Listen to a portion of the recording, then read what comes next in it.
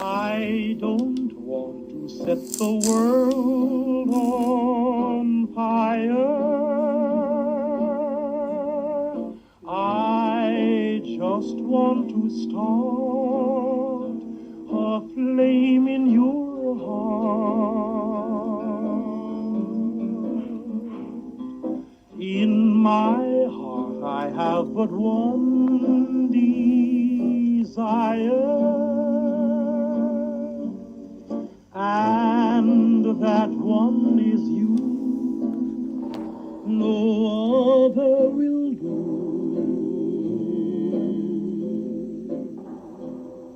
I've lost all ambition for worldly acclaim. I just want to be the one you love. And with your admission that you feel the same, I'll have reached the goal I'm dreaming of.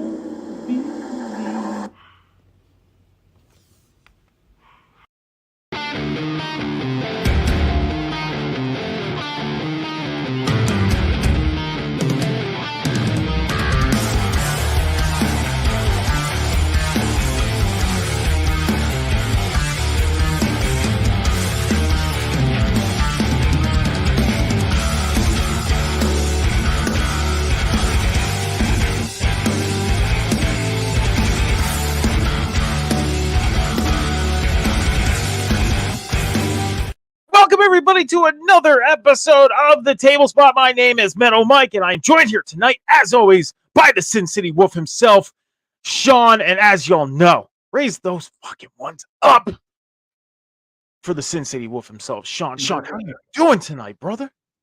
Doing great. A little tired. I was up all night trying with Matt and Leah and Sammy and Mikey P to fucking get in this new Fortnite season, you know? We finally got it working earlier this afternoon. Been playing up until now. Fortnite season. I killed Peter Griffin, by the way, in the game. Like, as the boss. And I'm saving up stars to get the surfing bird emote, you know, so it's all good. Bird.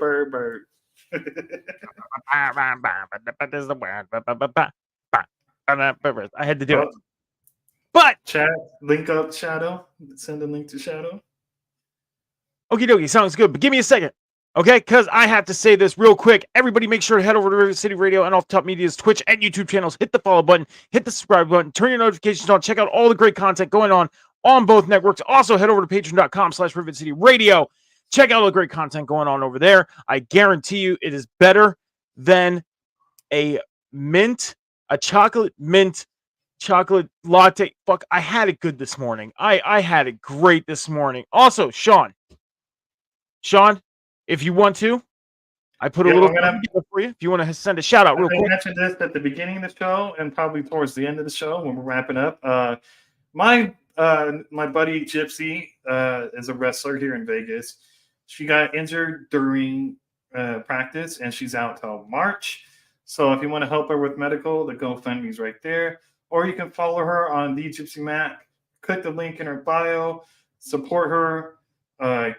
GoFundMe, Cash App, her Pro Wrestling Tees store, her merchandise directly, or anything that she has going on. So right there, GoFundMe, go support my girl Gypsy Mac out and help her with her medical, and then wish her luck on a recovery until she comes back in March. Yeah, it's definitely not an easy thing. I'll say this. My dad is recovering from knee surgery right now, and things have not been easy. It's not been easy. So if you can help anybody out, especially these times and the way things are right now, things are expensive. Don't hesitate to help anybody out. But we have joining us tonight the bearded bastard himself, Shadow. What is up, brother? What's up, Shadow? So, guys, we are doing something called Sunday Funday. I have this, it's Christmas time, all that stuff. So you have the whole 12 days of Christmas. Well, this is Mike's 12 questions of wrestling. So I basically put together 12 questions, just, questions of things that are going on throughout the world of professional wrestling. And, this is an open forum. Speak your piece, speak your mind, say how you feel. Some of these questions are basically going to be a yes, I think this could happen, or no, I don't think this can happen, or this is what you think is going to happen moving forward. So I put these questions together. We're going to have some fun with this. So before we start, I want to say it's funny that we're doing this is because I was in before we hopped on here. I was in my friend's Twitch stream. She was gaming. She was doing a charity stream for someone who did today. Just today, it's been an anniversary of his untimely passing. He unfortunately, depression got the best of him. So rest in peace to him. She's doing a charity stream for him, and I was in there. And she was streaming with one of our mutuals. He goes, "Hey, is the Alpha Wolf Sean B still in here?" And I was like, "Yeah, I'm still here." He's like, "What were you thinking about CM Punk's return?" I watched CM Punk back in high school, and I just saw he returned. I was like, "You don't want to know my answer." Well, I'm going to say this right now, Sean, not to piss you off, but he's in some of these questions, but it's not thinking about his return because we're past that. We are past the return. He's back. He's there. We got He's here our to make money, not friends. Remember that. Exactly. Just like strippers.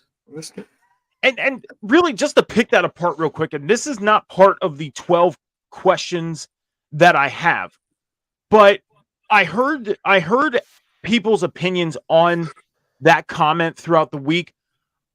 What's really funny about that promo that happened, he said, I came back, people were hugging me and giving me kisses on the mouth and welcoming me, and some of them weren't welcoming me. And then at the end, he goes, I'm not here to make friends. I'm here to make money. So when you guys heard that, what was your thought on that promo? Shadow, if you want to go first. Yeah, okay. I loved it because he knows. And I mean, by all means, like I said, I'm not off the rails with him yet. Still a Punk fan to a degree. Same. Don't agree with shit he's done. Most of us aren't. Cool. Yeah. I love it for the simple fact that he knows he's a draw. He knows he's going to be that draw. Yeah. And that's what he's alluding to. He's not there to make buddy-buddy with everybody. He's there to make money and get out. Definitely. So as simple as that. Definitely. Sean, your thoughts on that promo? I think it was a subtle shot at AEW. And obviously, like Shadow says, he knows he's going to be a draw. He knows he's going to get everything. He knows he's going to finally get his WrestleMania fucking moment. But at the same time, it's probably like a little subtle shot, like at the Tony Khan and the Elite and buddies and shit. So yeah. I didn't get the feel of it being a shot at AEW. I got it more so of a shot at because we all seen the video that leaked out after Survivor Series with Seth Rollins, and we're sitting here wondering, was it a shoot? Was it a work? We don't know. Are these guys friends for real, or is there actual issues between them? I think it was more so along those lines. I don't think it was more so a shot at AEW. I think when Triple H said he's a changed man, I believe it to an extent. And I really hope we know we're going to get a watered down CM Punk. We know we're going to get it. That's bottom line. But I still think they're going to let him be himself to a degree. Well, I don't know if you two are aware. I read this article earlier this week. I wish I had it to present. Yeah. But there is a clause in that contract that if he does act up like he did over there, he's gone. It's just done. We're done with the project. You're gone. Yep. And that's a good thing to have in there. That is definitely a good thing to have in that contract. But then some people are like, oh, it's an all wrestlers contract. I highly doubt it's an all wrestlers contract.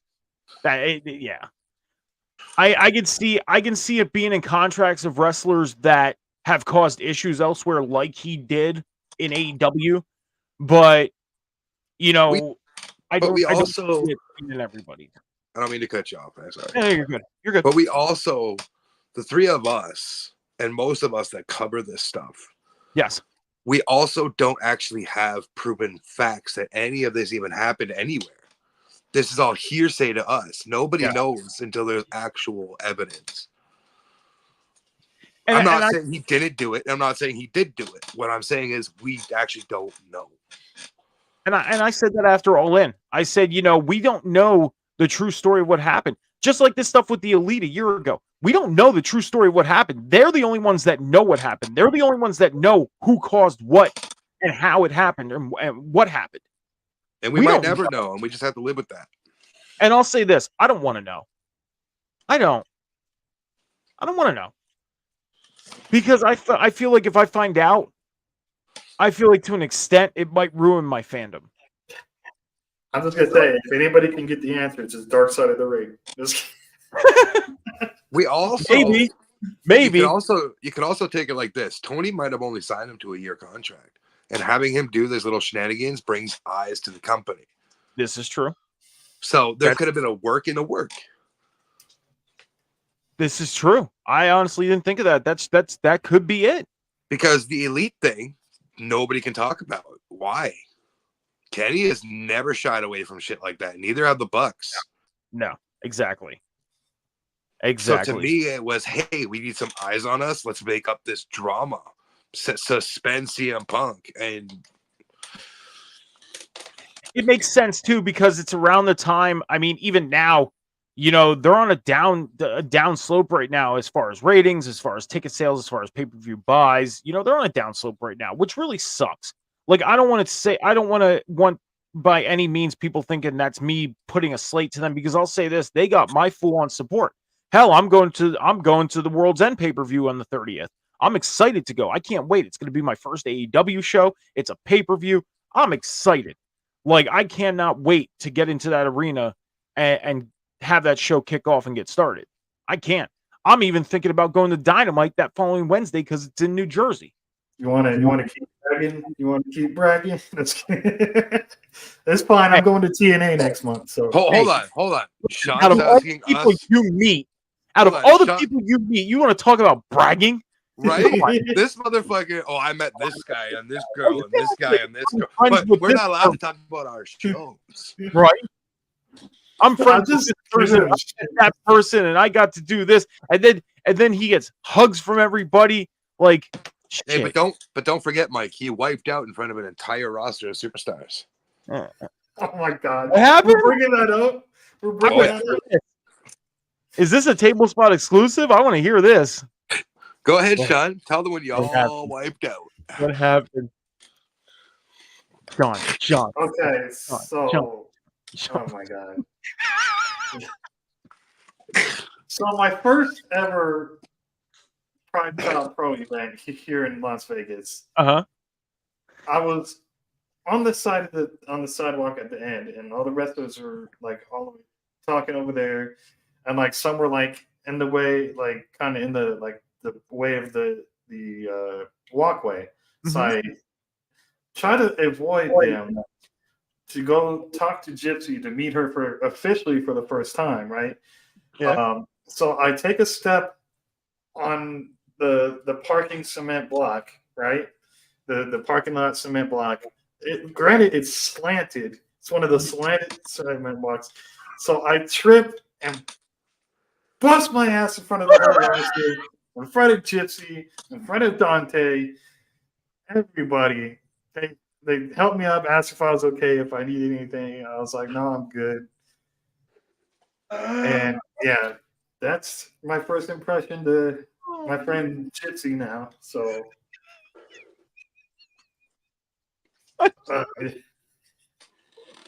yeah. That story never gets old, by the way.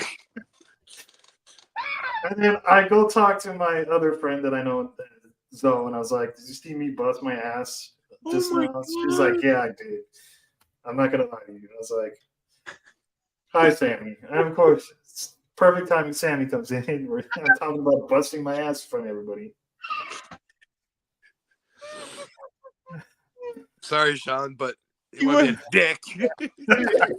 If you want, I could take an embarrassing moment away from you and tell you a more embarrassing story that happened to me when I was younger.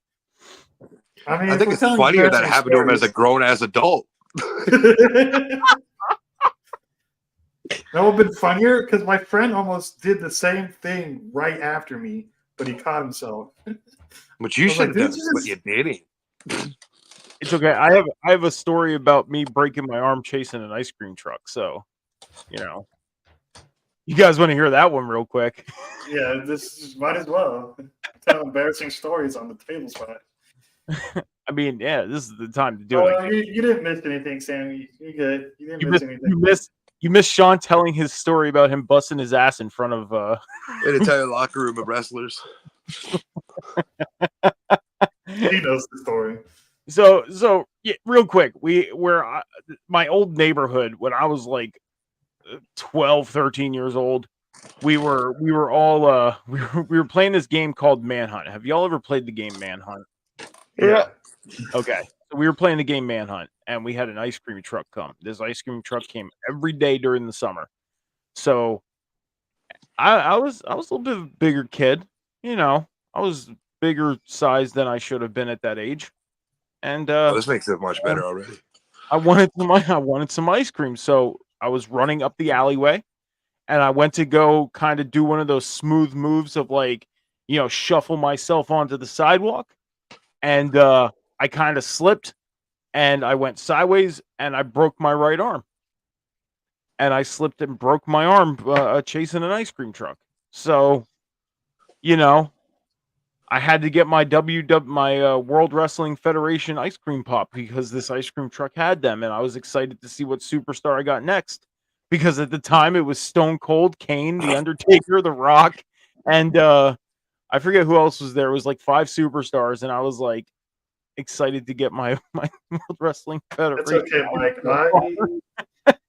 When I was in high school at lunch, I was playing soccer or whatever, and I go to kick the ball, trip over the whole ball in front of everybody outside of the lunch like area where all the people hung out at lunch. So, you know, No. it's a, I once shit myself in English class. oh my God. That has happened to me at work the one time when I was like 25, 24 years old. Yeah. So this is the time in high school where I was drinking during school like an idiot because I had addiction problems. Trigger warning, sorry.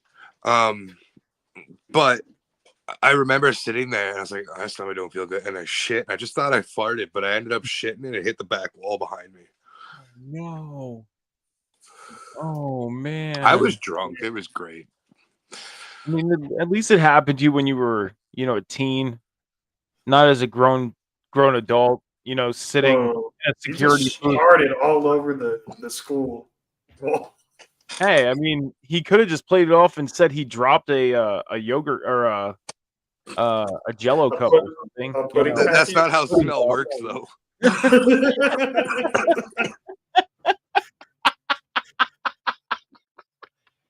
It could be worse. You could be like trying to focus on work and you have someone behind you spanking the monkey in class. And you're like, what the fuck is that noise till you turn around? What kind It's of like, schools did you go to, bro? Whoa. All right, guys, we got a little bit off track here. We got a lot of bit off track. So let's get a little bit on track. Okay. So again, playing off the whole 12 days of Christmas thing, I put together 12 questions. So my question number 1, you guys are familiar with Ohio Valley Wrestling, correct? Yeah. Okay. Let me ask this, Shadow. Did you watch the wrestler documentary on Netflix? You want my Are you honest familiar opinion? with people? I started to, and I found it really boring. Okay, so you're familiar with the superstars that are on the show. Little bit. Okay. Little bit, yeah. Now, the superstar that is on there, her name is Hollywood Haley J. Okay. So Hollywood Haley J did an interview this week on Friday. And let me just say this. The interview went very, very well. She did a very great job on this interview to the point where if you didn't know who she was, you know who she is now. Okay. I will just say that. Now, my number one question, my first question is Do you think that the star that she is right now, does she deserve to be in a bigger company, or do you think she should take time to grow a little more before going on to a bigger company? Sean, do you want to take this first one? She did.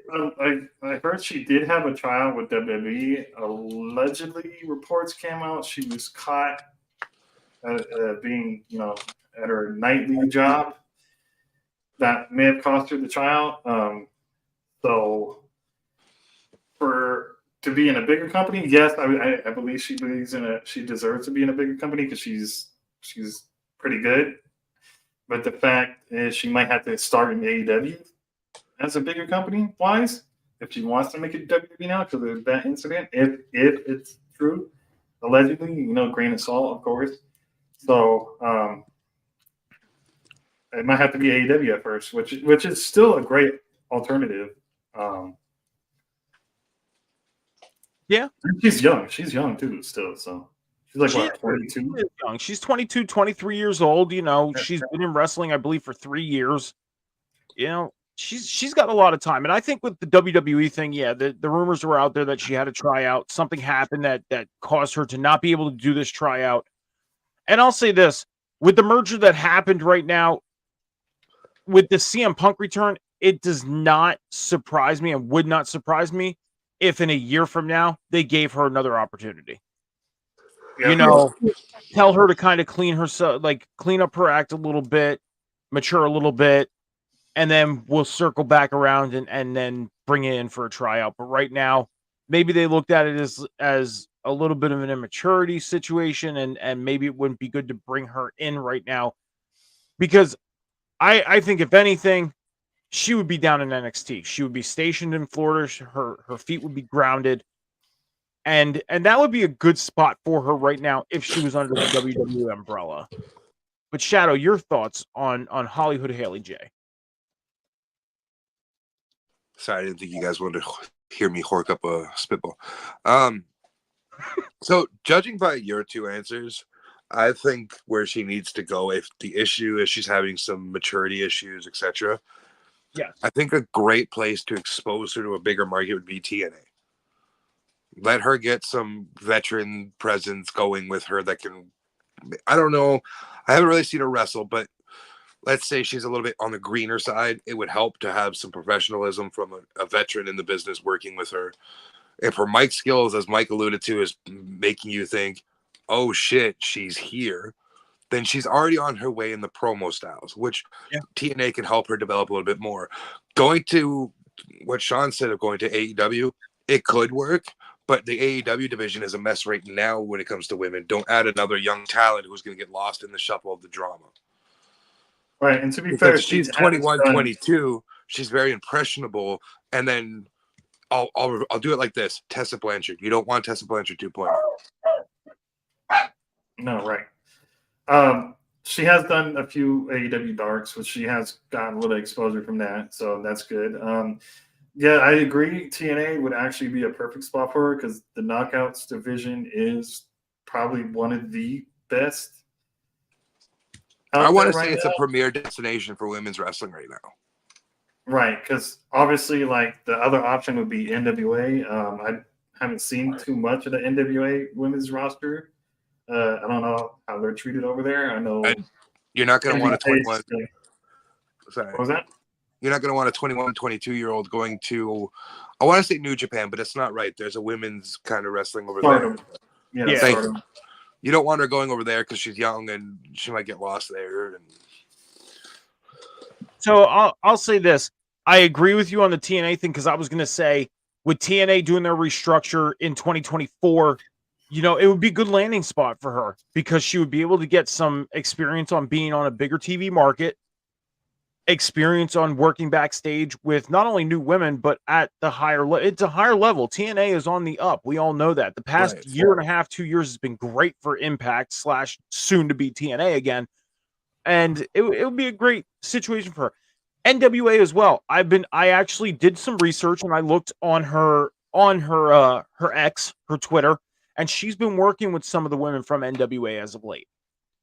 So she has experience with those women.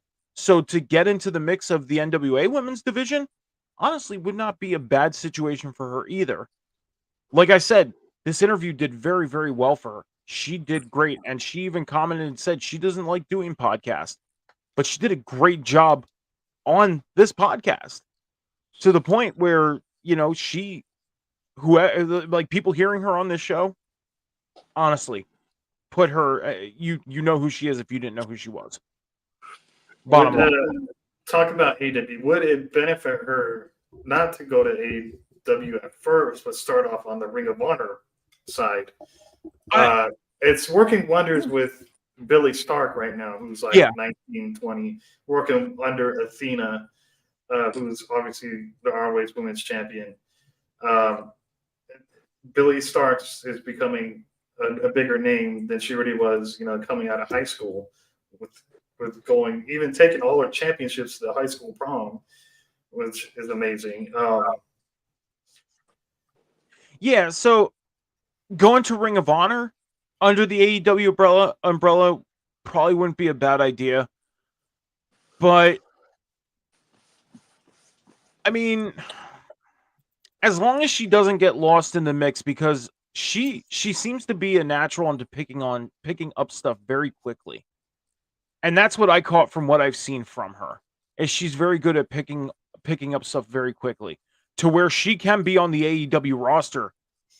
But the problem would be then is you throw her into that mix. Don't want to get her lost in the shuffle. I mean, look at Sky Blue. Sky Blue is really good at what she does, and now she's finally getting that recognition that she deserves. She's in championship pictures. Hell, she's going to be facing Toni Storm for the AEW Women's World Championship. Now, does she walk away with it? Probably not. I kind of wanted to, but and I agree with you. I would love to see her win the AEW Women's World title. But I think Mariah May is going to be the one to take it off of Toni. Like, I don't know. Especially with everything that they're starting with her and Toni Storm. They would have to build that story up to be a year-long thing. At least a year, if not 10 months. Because they're just getting started with that. If they run that as a short thing, run it till All In next year. They could go to London and build her up. But don't have her. The thing is with Mariah, they started off wrong with her. That whole fangirl situation, that was a wrong start. No, I kind of like it because they're doing an old school movie, Yeah, but the way they brought her in and had her like, oh Toni, they fangirled her. They made her that fangirl, a lot of people seen it as a Mickie James-esque type. I didn't get that. Like, what Mickie James did with Trish was completely different than what Mariah is doing with Toni, in my eyes. And it kind of made me like, oh man, kind of cringed me up a little bit.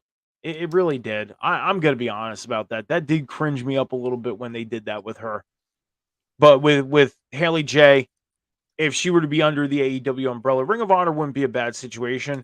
But I think, honestly, TNA or NWA would probably be a better situation for her. And if she would get to if say 2024 comes around and WWE says, all right, it's 2024, you were supposed to have your tryout back in September, where are you at now?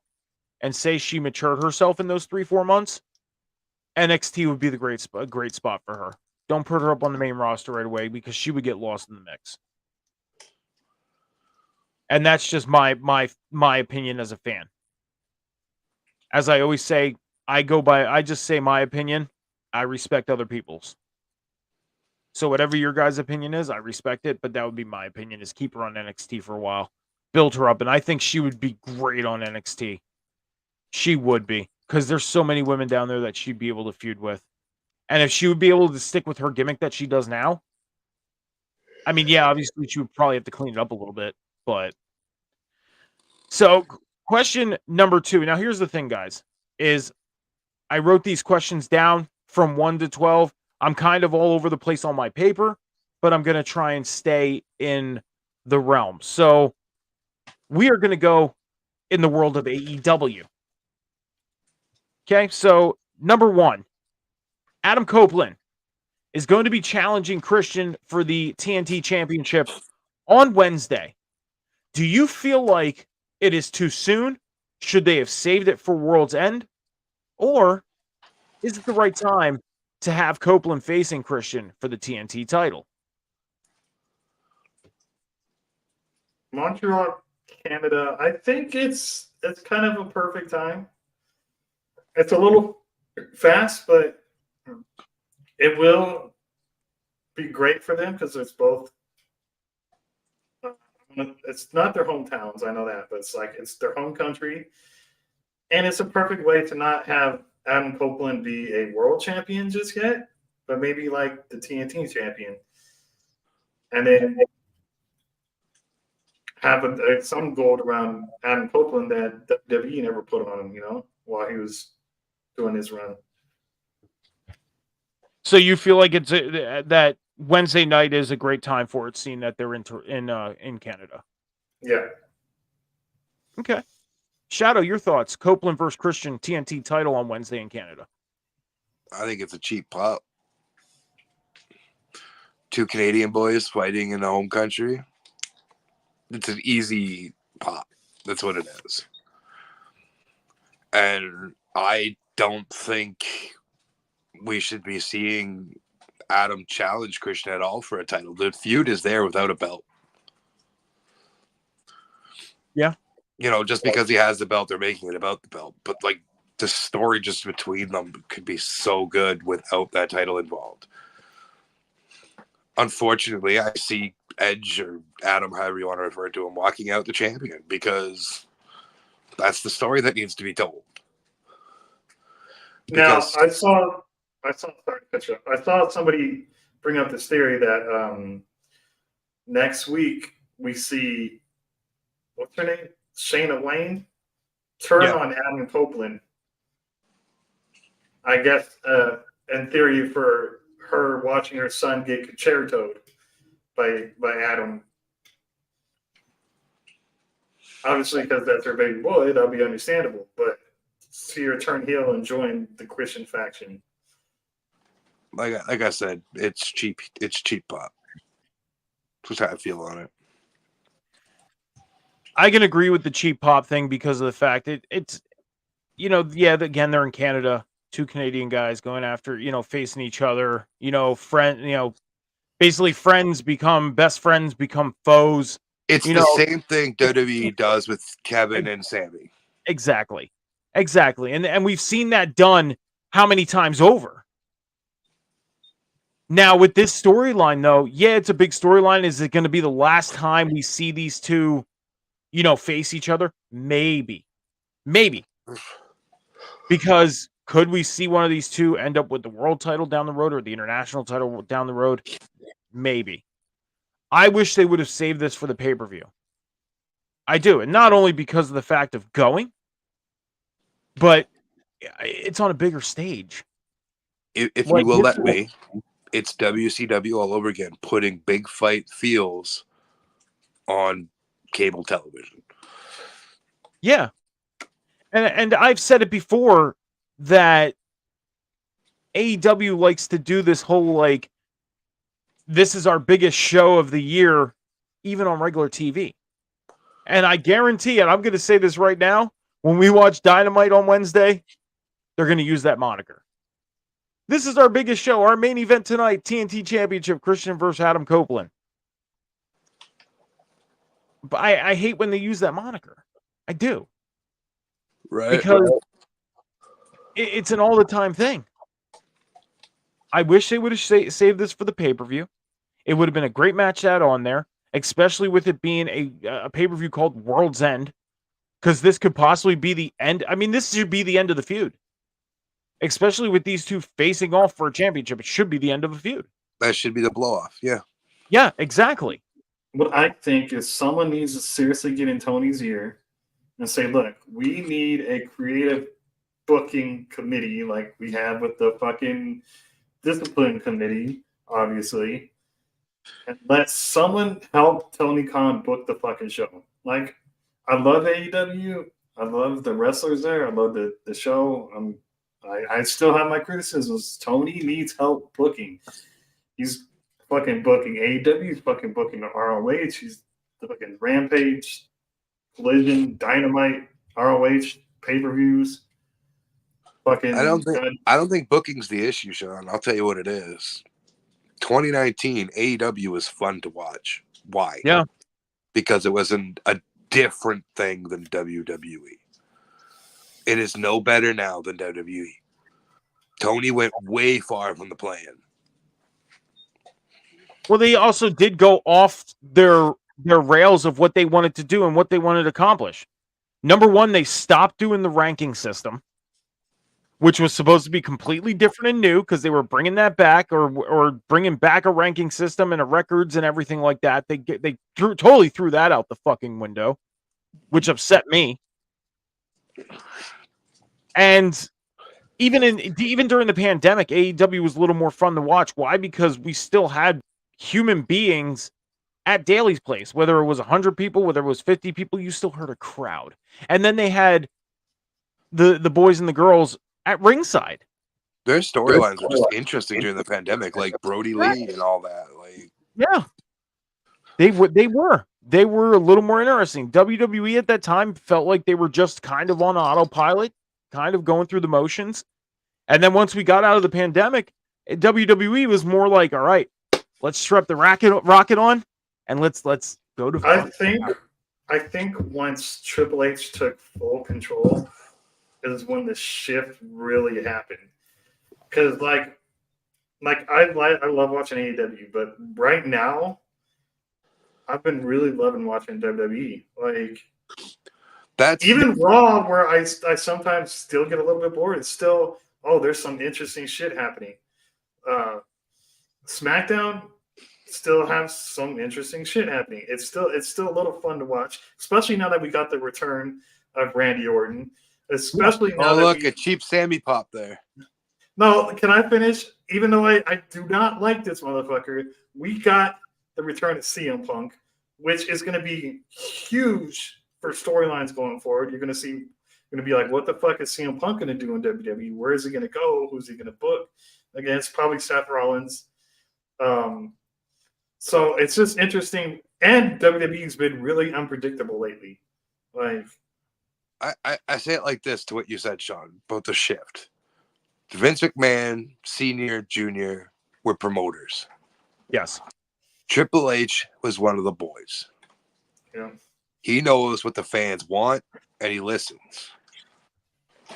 Triple H was also a big fan of other things other than Worldwide Wrestling Entertainment or Worldwide Wrestling Federation, Worldwide Wrestling, World Wrestling. He was fan of the NWA. He was fan of, Mid-South. He was fan of, the other territories. He is one of the boys through and through. And while he holds an executive position, if you will, he still makes the decisions of what's going to work, what's not. That's why we haven't seen like certain wrestlers on TV, like whatever the big giant dude is, Omos. Nobody wants to see him. Triple H isn't putting him out there. I'm happy about that because I could give two shits about Omos. But that's my point. That's a Vince guy. Yep. Yeah. People hate it, but Logan Paul being United States champion, do you know how many eyes that brings to WWE that wasn't a WWE guy before? I love it. I love the Logan Paul being U.S. champion thing. As much as I don't like Logan Paul, I do respect him in the ring and what he's done. I got so much respect for him knowing how to maneuver, so he protected Rey Mysterio in that match. Like, but that's what I'm saying is like it's a changing of the guard in such a way that we have never seen before in professional wrestling as a whole. And I like that Triple H is actually using factions to their full potential, like Judgment Day, a little bit of LWO could be a little bit better, but LWO, the Bloodline was, it had to go die a little bit, obviously, because it ran its course. The Imperium is, interesting, the dysfunction between them going on. But he still knows what he's doing with factions, not just putting random people like I hate to say it, like Tony Khan is in AEW, putting them together in factions and just throwing them out there. Like the most interesting faction to me in AEW is House of Black and the Acclaimed, and that's it. Well, that's the thing too, is when they brought in the trios championships, that was them trying to do the whole return of the faction thing and also the whole return of the ranking system thing. But they fell right off that horse. Like they said, all right, we're going to get back into the rankings. We're going to get back into making factions mean something. We're going to create a championship so these factions can hold championships, because we're not going to have 2 out of the 3 guys or 2 out of the 4 guys or 2 out of the 5 guys become a tag team, win the tag team titles. No, we're going to take them. We're going to have a factions championship, aka the trios titles, and we'll have a ranking system. They fell right off that horse. Now, They do you think? Because I know this is an AEW question. Yeah. Tony Khan in 2019 had. What was I going with this? Tony Khan in 2019 had the chance to do what Ted Turner couldn't, what Paul Heyman couldn't, what Dixie Carter couldn't, whatever they went to next couldn't, and that was to put McMahon in his place.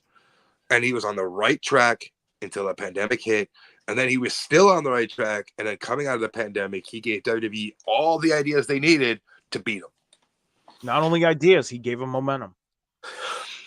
He gave him momentum. Momentum started.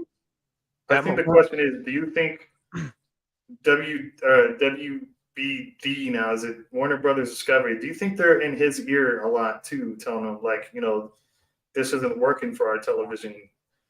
Nope. Like, no. His thing is he fell off track, and this is the thing, is he'll take big matches and he'll throw them on free TV. And then when they happen on pay-per-view, that's where he falters on the pay-per-view buys. Why? Because we already seen the match. We already seen it on TV. You got it for free. What's going to happen at the paper? For example, let's just take, for example, Hangman Adam Page and Swerve, okay? Say we see it on free TV. We're getting a great match, okay? Now we're going to throw it on a pay-per-view, but let's throw them in a steel cage. What's the only thing that changes? The steel cage is involved. Yeah, the finish can change. But the thing is like, okay, yeah, it's a steel cage match. You might get somebody saying, oh, well, the finish could be different, so I want to watch this because it's a different type of match. But if you take those two and you have them in a singles match on free TV, but then you have them in a singles match on pay-per-view, what are you really accomplishing? Nothing. Because you're not attracting anything. You're just throwing that same match together and putting it so people can buy it. After 2 weeks ago, we've seen it on free TV. And I think what really did a blow to Tony Khan was losing Cody Rhodes in the first place, too. Letting Cody Rhodes go. And I was about to say that. That's when they started really falling, because the Cody Rhodes once Cody Rhodes went to WWE, that's when that rocket, got lit and things started really taking off for WWE. And even with Cody being out with his injury, did not hurt them, because that momentum helped them. Why? Because we still seen Cody on our TV rehabbing from his injury. The thing with Cody going from AEW back, and I'm guilty of this, maybe you two are, but it led to a lot of fans going, what the fuck's happening, when an EVP who started this company said, fuck it, I'm out. Yeah. Like, and what's going on behind the scenes that made him go, I'm going back over. Yeah. And who's to say we don't see the Bucks and Kenny Omega do it? I was just going to say that. Up until recently, there was heavy rumors that there was discussions between at least the Elite themselves of going there. But when it was time for the contracts to be renewed, Triple H was not sold and is not sold on Hangman. And the deal was between the 4 of them that they'll stay together. If WWE's not taking Hangman, they're not going. Respect to them, but the Elite was still having that conversation of going. But think of it this way now. After 2 Sundays ago, 3 Sundays ago, Hangman Adam Page's stock went up. Oh, it did. And it went up. This is getting off topic. We could talk hours for this back. But to your point, let's finish off the Hangman point. I think that match between him and Swerve and that spot really is what made them viral again. And like, Swerve stock is through the roof right now. Yeah. You see everywhere, no matter where Swerve goes, he's fucking viral. Just because, like, especially with the addition of Prince Nana. Prince Nana is really helping Swerve get over with that dance alone. Like, Well, this actually runs me in to Before my you start that, sorry, this brings me back full circle to the question. Yeah. How did AEW bring their momentum forward with Swerve and Hangman? Oh, we get Christian and Edge on free TV. And if we get it on the pay-per-view and there's nothing connected to that match, it's not going to bring any eyes. But that brought it back Yeah. full circle is you killed that momentum from the highest match you probably had watched this year. Yep. To going, here's a TNT championship match between two guys that are well into their 40s, early 50s, fighting for a belt that is arguably your step down from your heavyweight. Yeah. It was supposed to be their secondary, and the international title overlapped that thanks to Orange Cassidy. But to lead into my next question, speaking of Swerve, we have a Continental Classic going on right now. Do you think Swerve runs the gauntlet with the momentum that he's having? Do you think he runs the gauntlet and wins the Continental Classic? Simply put, Tony'd be stupid not to let him do it. Okay, John. now is Swerve in the same color league? I'm sorry, you're cutting out a little bit. Is Swerve and who? Is Swerve and Eddie in the same color league? Is Swerve in blue and Eddie gold, or vice versa? I think Swerve and Eddie are in the same bracket. I could double check that, but I believe that they are. If you want to continue with your thought while I look it up. Either way, it should come down. If they're in the same bracket, the finals bracket for the blue or gold league, whatever one they're in, come down. No, it's gold because I think no, they aren't. Like, anyways, Swerve and Eddie should be the final match for the same bracket if they're in the same bracket, or if they're in different brackets, just be Swerve and Eddie. That way, Swerve gets all the gold afterwards and takes it off of Eddie Kingston, because Eddie Kingston's having a hell of a run, but Swerve is not one to end that run. If he's not going to go for the World Heavyweight right away, or even the other titles, why not have the first Triple Crown? So to answer your question, in the Gold League, it's John Moxley, Swerve Strickland, Jay White, Roosh, Jay Lethal, Mark Briscoe. In the Blue League, it's Brody King, Andrade El Idolo, Brian Danielson, Claudio Castagnoli, Daniel Garcia, and Eddie Kingston. So they're in opposites. So they can end up meeting in the finals. They can end up meeting in the finals. Okay, perfect. Have them in the finals. And as of right now, Swerve is 2-0 in the Continental Classic. Eddie Kingston is 0-2. Eddie hasn't won a match yet in the Continental Classic. So I mean, could they have Eddie Kingston win a couple matches and get up to where he can make it to the finals? But remember, the finals are at World's End, so we are not going to have a long Continental Classic. It would make sense. They should do that because he's the champion putting up the belts. So as it goes on, though, he loses the belts as he loses. So I believe he might have lost his championship. No, he still has his championships. Okay. But all the titles are on the line. So the Ring of Honor championship and the New Japan belt that he was holding is on the line.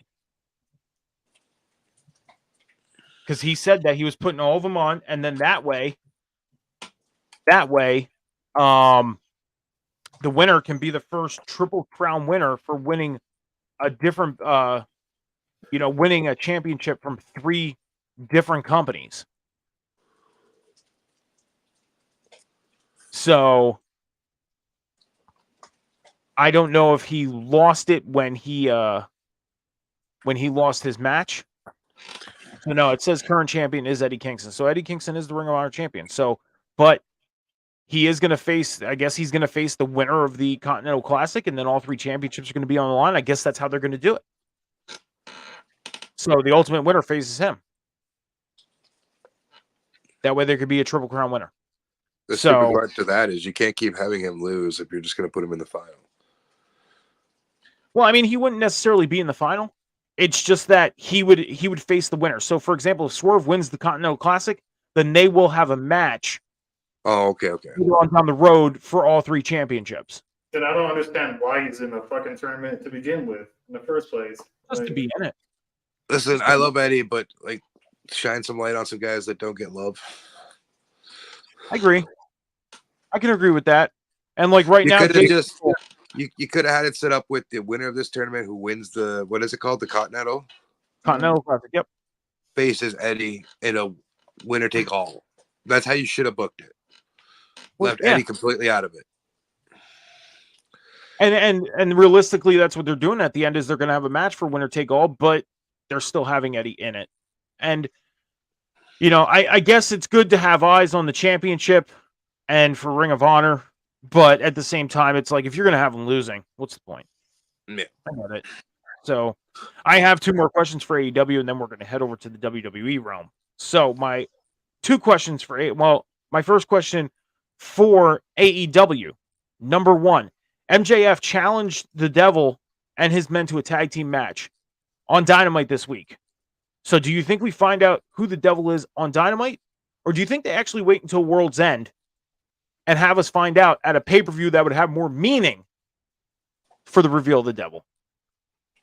I say World's End because by then, you said it's on the 30th of December. Yep. All WWE contracts end on the 21st. And it's going to be revealed as like one of those guys coming over, I think. But until then, I think his minions are going to get unmasked. Like they did that. Like Bully Ray brought up a good point. It's kind of like the Aces and Eights storyline. Yeah. So I think they're going to unmask his minions up until World's End. But I don't know how they're going to have MJF keep doing all this while MJF is fucking working hurt. Like, well, another thing, and again, we don't know because we're not in the ins, but you're having MJF do this storyline, which is something new for him, because usually it's, oh, I have a friend, we're friends, I betray you, move on. Oh, we're friends, I have a friend, we betray you, move on. And he was doing that with Adam until Adam got hurt. Yep. So now they came up with this, I don't want to say shitty Devil thing, but it is shitty, in my opinion. And you're trying to re-sign him. This isn't the way that you want to have him resigning, doing working shitty stories. Yeah. Rumor, grain of salt, is that he quietly resigned. That's what I'm hearing too, but who knows, right? Your thoughts, I know this isn't one of your questions, but your thoughts if the Devil, like, I think it was you, Shadow, or somebody brought up the theory, the Devil being Tony Khan. So we talked about this. That was you guys, one Wednesday night over on the Boom, and we talked about it again last week on the Table Spot, that I brought up the possibilities of being Tony Khan. And I understand people are going to laugh at that, but sometimes you see Tony doing things that we've seen in WWE back in the day. And if you remember back when the NWO came back into WWE, and then during his little feud with Shawn Michaels, Vince McMahon kind of played the whole devil character. So this could be Tony Khan's version of the devil character. Or is it Tony Khan's version of the Ministry of Darkness when he rips off the hood? It was me all along, Austin. Yeah. That's another situation, yeah. But that was going to lead me into my next question for you guys. I'm sorry, Sean, you were ready to say something. If he does that, it goes full circle to when MJF kind of tried to screw him over with the contracts. Yeah. And say, fire me, you fucking Mark, and all that. And he could have had this whole long grudge against MJF. And, you made me fucking pay you more to stay. You publicly embarrassed me on TV, blah, blah, blah, with all this. And then that made Tony Khan interesting, too. Like, but if you do it in the sense like Vince did with Austin and whoever, there's only one problem. It'll sink them. And I don't want to say it that way, but it'll sink them because fans will be like, why are you recycling a WWE storyline? Yeah. And Tony Khan would be going back on his word that he doesn't want to be an on-TV character. Right. He would basically be going back on his word of being an on-TV character, and he'd become an on-TV character because there's no way he could show up, reveal himself as this devil, and then just be a backstage person again. No, you'd have to be on TV. you would have to continue and complete the storyline. If you went away from this storyline after revealing yourself, then you would completely piss a lot of people off and lose a lot of fans. That's what I'm saying. It'll sink them if that's how it comes out. Exactly. Leads into my next. Go ahead. That's why he should have had like a general manager for his shows or something. That way, the general manager could take the heat, like as an on-screen character. Then like he gets the word from Tony Khan to do so and so or something. I don't know. He could have, but then the question would lie is who? Because nobody on this roster, let alone anybody that we know from backstage that we've seen revealed already, gives you that aura. Where Tony Khan would be the only one because of the fact of being the owner, the guy that runs the place. You know, he'd be the only one that kind of gives you that aura because he can flip his script in a second. You know, one of the EVPs, or if Sting wasn't retiring, turn Sting heel, and then like. But let me ask you Main this. event Mafia style. Let me ask you this.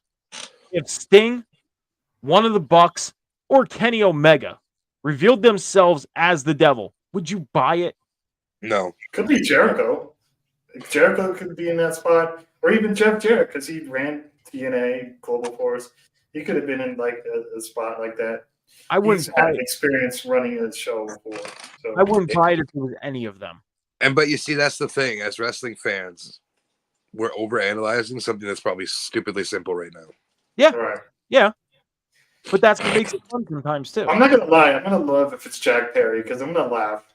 Like if it's Jack Perry, it could be because laugh. then you can feed into that 4 pillars thing again. Yes. Yeah. Yep.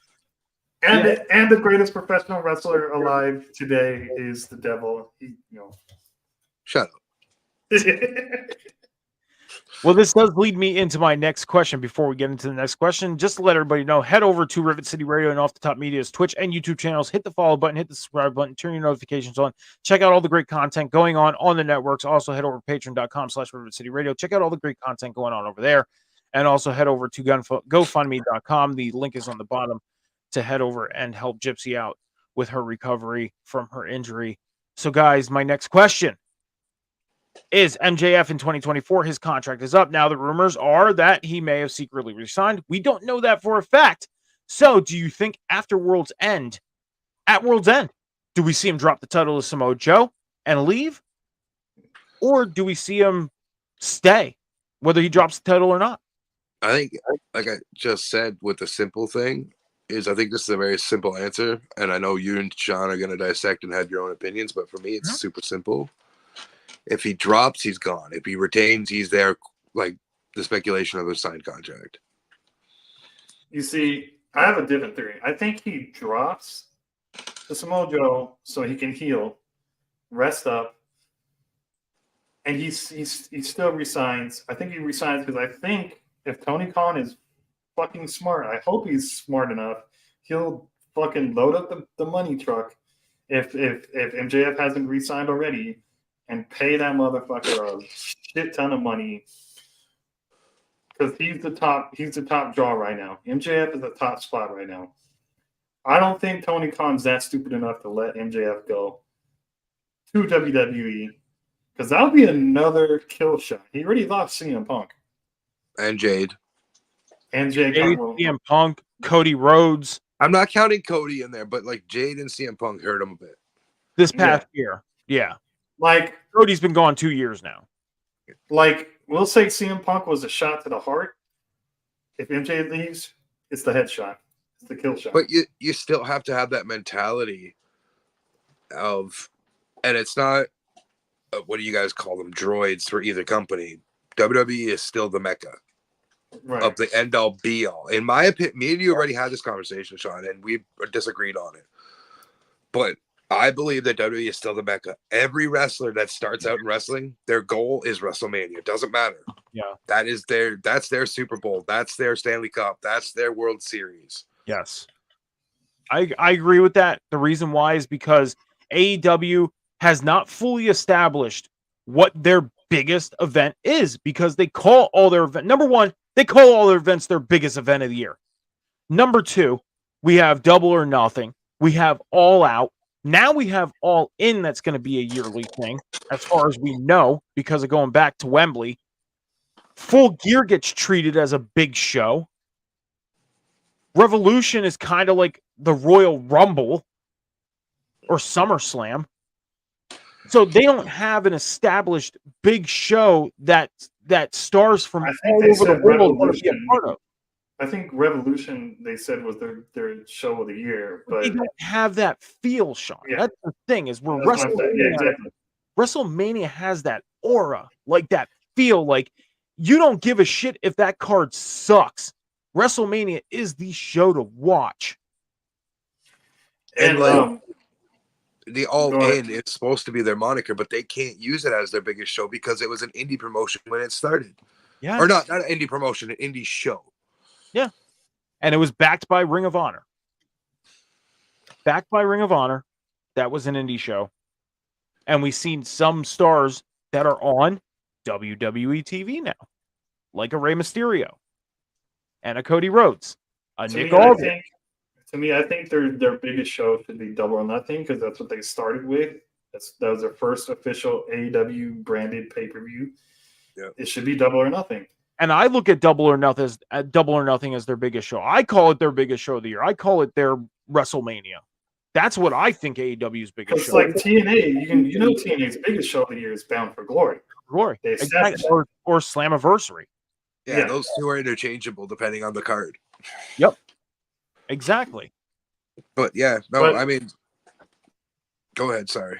Yeah, but I was going to go back to the MJF thing, like the headshot, because who other than MJF can cut promos that captivating, like right now that he's doing? There's a couple people on that roster that do catch you. I mean, Swerve's definitely gotten better over the past couple months. Yes, but is he on the level of right the now devil? of MJF? I mean, no, this is the thing. Is right now MJF is their guy that can cut any promo at any time. He's their guy. But if you look at the roster, there's guys on there that can cut promos that can catch your ear. You have a Swerve. You have a Jay White. You have a Chris Jericho. Kenny Omega can cut promos. He's not the best at it, but he is good at it to where he can catch your ear. Christian, Copeland. Can I bring up an interesting point to both of you real quick that I've noticed, and I've stepped back from professional wrestling as a whole, talking about it, etc. Right? Go for it. In the last 2 months, I think, and you guys watch it more than I do, but in the last 2 months, everything I've seen about Swerve, they're placing him where? They're building him suddenly. Yeah. And he's excelling.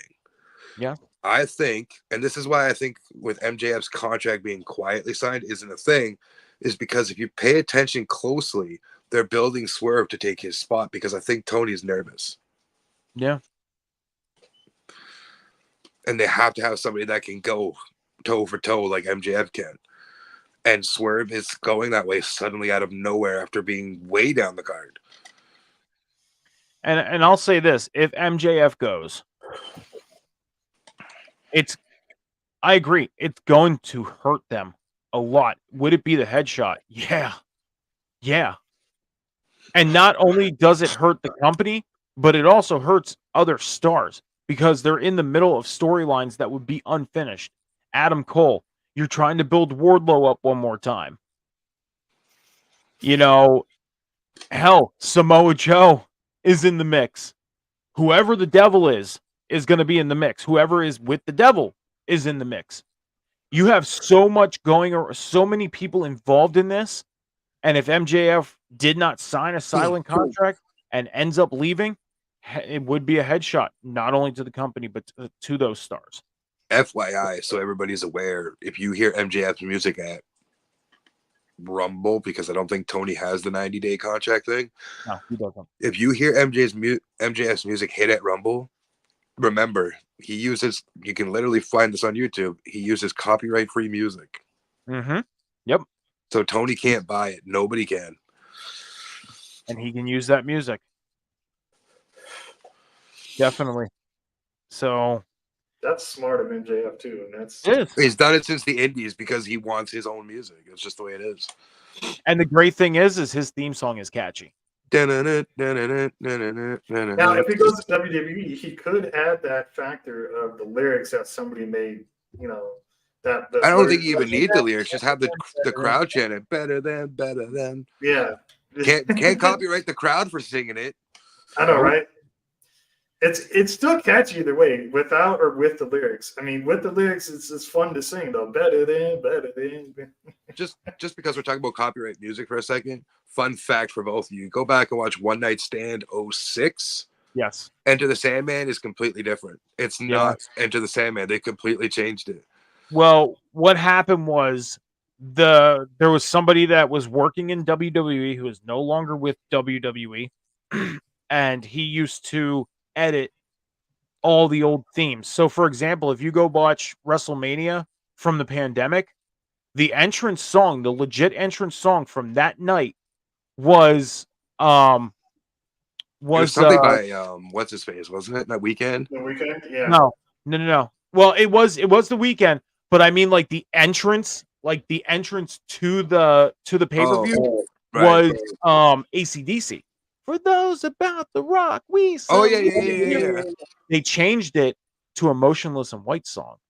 It is now a Motionless in White song. Huh. Yes. Probably because of royalty money, right? I think so. And the thing is Motionless in White works with WWE now because Rhea Ripley's song is done by Motionless in White. That's why I keep saying Motionless in White is from the state of Pennsylvania, where I live. They are literally from an hour away from where I live. WrestleMania is in Philly this year. I hope they are fucking there performing that song for her when she comes. I hope they live perform it. I do. That it would just fit perfect. I was hoping they would have done it last year, but then I was thinking, now it's in Philly, best time to do it. And they're not good. As far as I know right now, they have no touring during that time. So, but even if they were on tour, I'm sure they would come home to do it.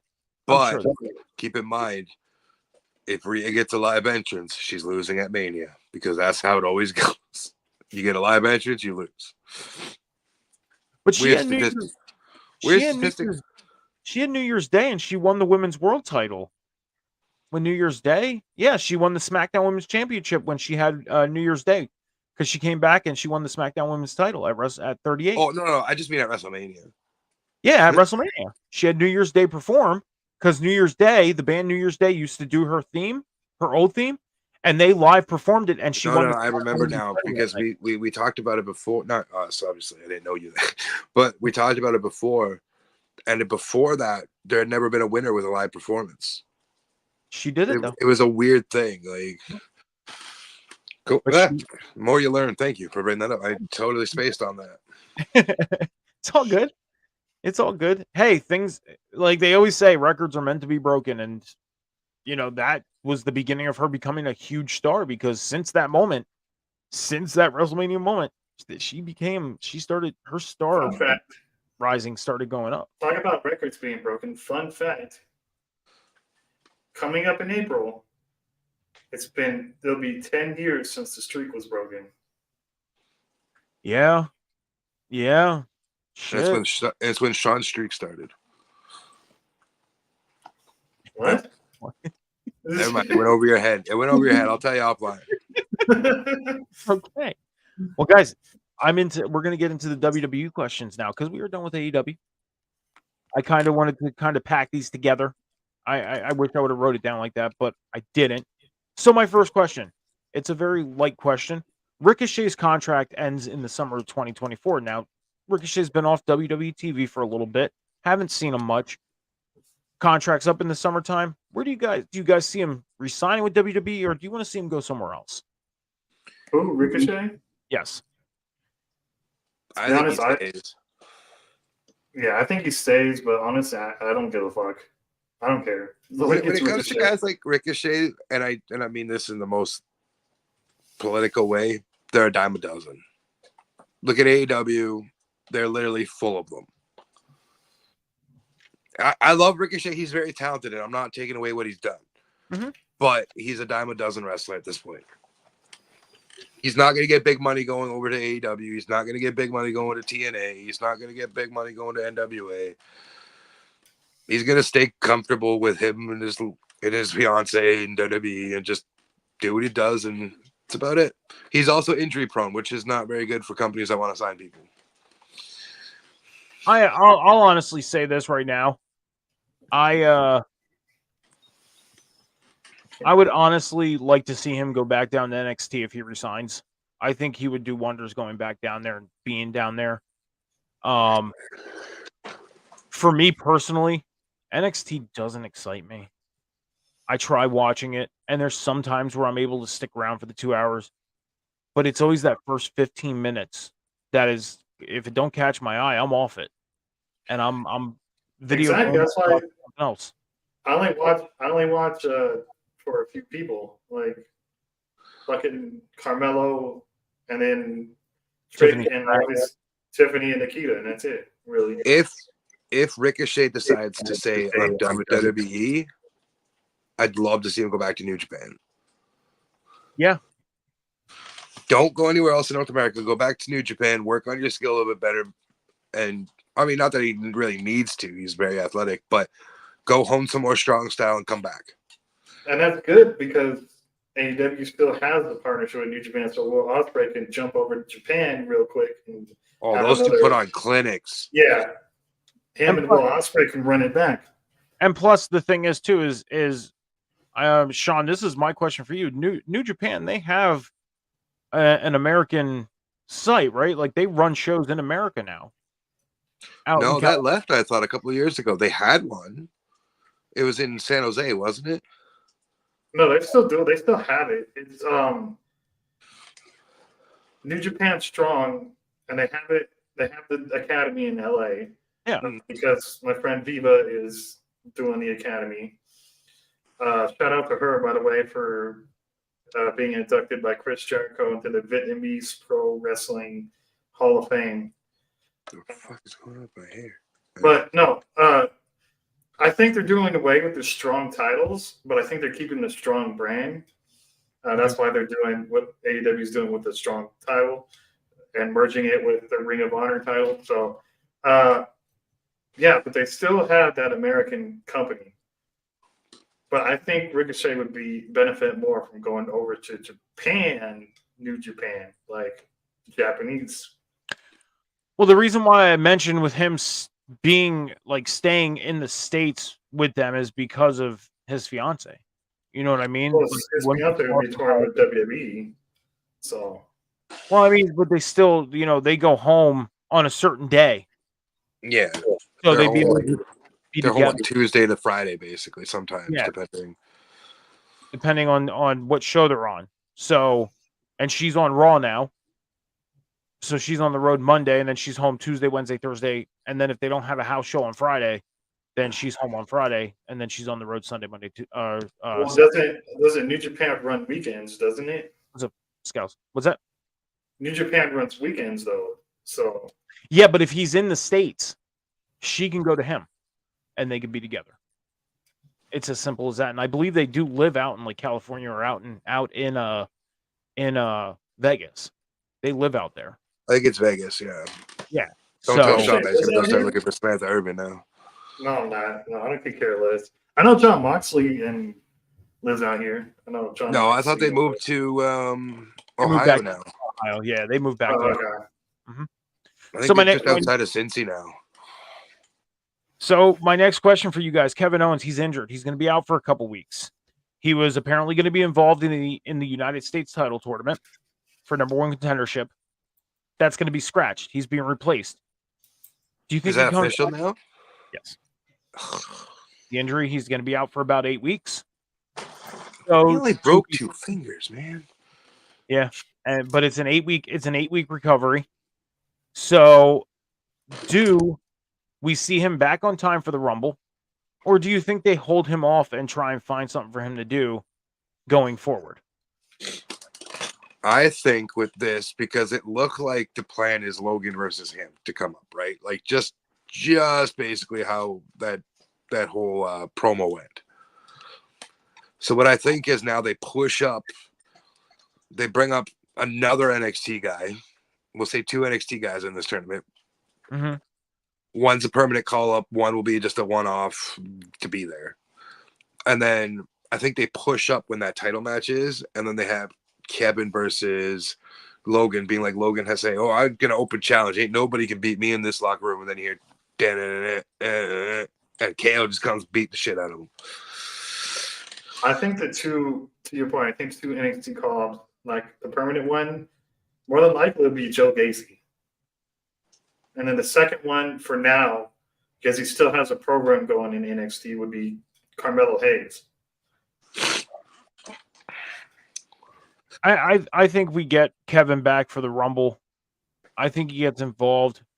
Like you said, with him going against Logan Paul, I'm honestly veering more towards Logan against LA Knight.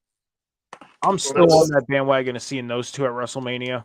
Yeah, I'm saving that for WrestleMania, but for the Rumble, Kevin and Paul. I just said Kevin's gonna beat the shit out of him. He's probably not winning the belt. He doesn't need it, but yeah. I mean, you need a guy like Kevin Owens to kind of give, and I don't like saying it like this, but to give the rub to Logan. Like a storied veteran giving him that rub goes a long way. Yeah. All right, guys. So, now that we got past the Kevin Owens question, now we're going to get into the deeper questions. And that's going to revolve around, huh? Well, I want to answer Scal's question. Why would they bring up Gacy when he's in the middle of reinventing himself? Yeah, he's reinventing himself, but as of now, he's not really in a program, and he could turn that reinvention up into the main roster still. And the problem with Gacy, in my opinion, again, this is my opinion, he needs to disappear for a little bit, like more than he already is. Like just completely get off everybody's radar, because right now, what's the biggest comparison he gets? Bray Wyatt. Bray Wyatt. He needs to go and redo what I agree, coming up to the main roster, but the problem is he needs to get away from that stigma, because if they call him up and he even slightly cuts anywhere close to a Bray promo, it's done. The fans aren't going to get behind him, and he's got so much skill. And I'm dying to see him up on the main roster. All right. Anyways, away from the NXT crap because nobody cares. Just kidding. So Monday night, we are getting Seth Rollins and Jey Uso for the World's Heavyweight Championship. Now, this is my first question revolving around the World's Heavyweight Championship. Do you want to see Jey Uso win it, or do you think it stays on Seth? And would you rather see it on Seth? We know it's going to stay on Seth. It's a Monday Night Raw. It's staying on Seth. But it'd be interesting to see if they gave Jey this belt. But like Jey has said, I don't know if you guys have seen it, he doesn't care about the big one. He wants to hold the belt that his uncle and his dad held. And that's the IC. Yeah. That's his big one. And you know what? Respect to him. Yeah. Yeah, because you don't hear a lot of superstars say out loud, like, I want to hold the Intercontinental title. I want to hold the US title because of this. It's all revolve around the World Championship. So I think then Jey should be the one to dethrone Gunther when the time's right. You could, because he's a main event caliber wrestler. Yeah. So it'd make a lot of sense, and it would thrust Gunther into the main event scene. Yep, but at a slow burn. So that's not the worst. Yeah, and that way you can have Chad Gable re-enter the title picture without thinking, oh, Chad has no chance if Gunther has the title still. Yeah. And not only that, if Jey were to win the Intercontinental title, say Rumble or Chamber, we can end up getting the Uso brothers not only facing each other at Mania, because that's the road that, is rumored down to happen. It would be for a title. The title that their daddy held. Exactly. Which brother wants it more? Exactly. I'll say this. I wouldn't mind seeing Jey win the world title. I said it months back that Jimmy got himself to look like somebody that can hold a world title. or a title of its own. He got himself, other than the tag team titles, he's got himself to look like a champion. Jay has gotten there, but I'm more on the side of Jimmy. Jimmy's got that more look like to be a champion. I need Jimmy and Solo to win the tag titles, and I'll explain why after you're done talking. Okay. But yeah, I mean Jimmy's gotten to that point. Jay again doesn't give me the world champion vibes. Now, as Intercontinental champion, it's a different story. It is. But as far as him dethroning Seth on Monday, I wouldn't mind it. Even if they did like, we got back when Jericho first came in and he faced Triple H. Beginning of the show, beat Triple H for the title and walk around the whole show with the belt. And then at the end of the show, they'd be like, and that would be a great way to turn Seth heel. Easy way to turn Seth heel, too. Is have Seth, he didn't really beat me. This is what happened, yada, yada. And he has to turn the belt back over. I think a babyface Seth versus a heel Punk would be a lot better, though, down the road. Mike just gave me an idea. Fuck what I was going to say before. You just gave me a whole other idea. Mm-hmm. Because the way you just laid that out, Seth Jay opened the show. Yep. Jay goes over. Mm-hmm. And at some point, Jay's out there doing something, maybe a promo about, oh, I beat Seth, blah, blah, blah. Damien cashes in, takes it from Jay because why? You fucked with the Judgment Day. Yeah.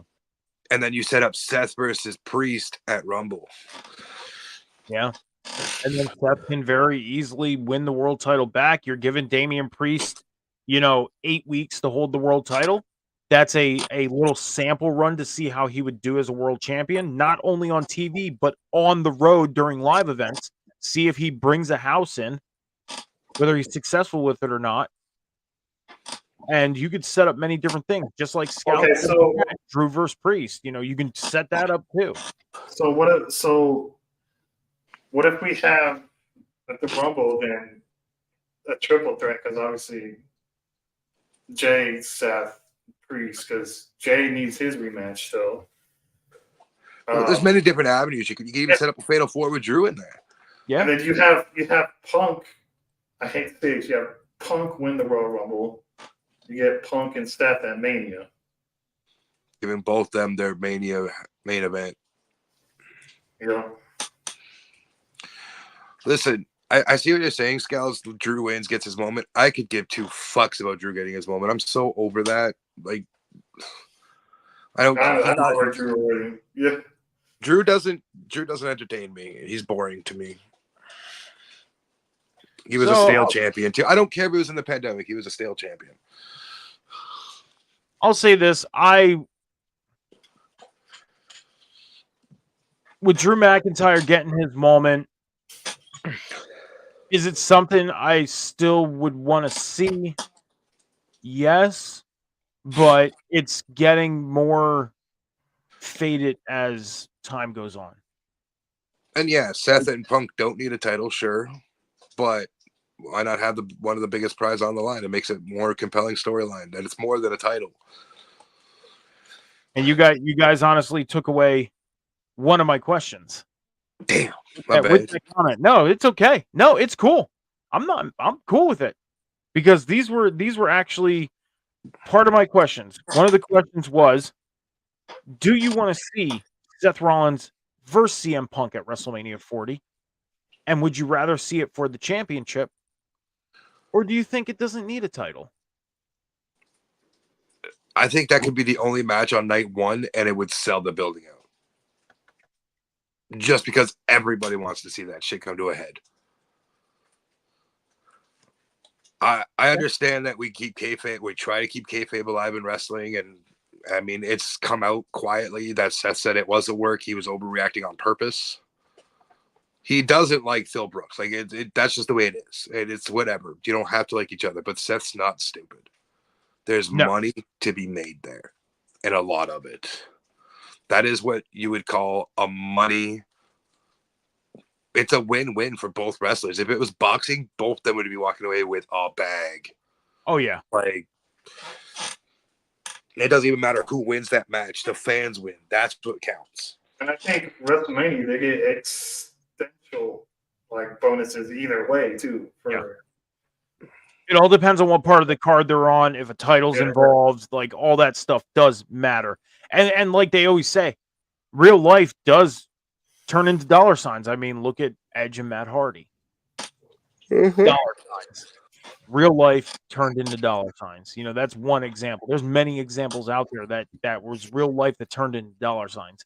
Look at that recent fight Logan Paul did with that Dylan guy. Exactly. Very much a real life situation that drew a lot of money. Exactly.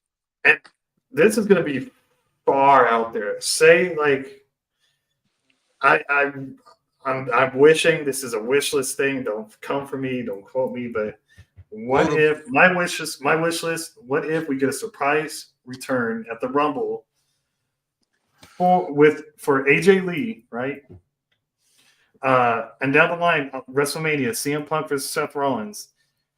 Down the line, during they continue to feud through the summer. Down the line, they have a few matches between Seth and Becky versus CM and AJ. Just not like full on, but like in parts of their storyline between Seth and so basically what you're trying to say is at the Rumble we get a return of an AJ Lee. And then somewhere on the road to either WrestleMania or maybe even on to SummerSlam, build the story after WrestleMania, build the story up to the point where we get Seth tagging with Becky to take on AJ and Punk. We get a series of matches between Becky and AJ. We're gonna get a series of matches of Punk and Seth Rollins.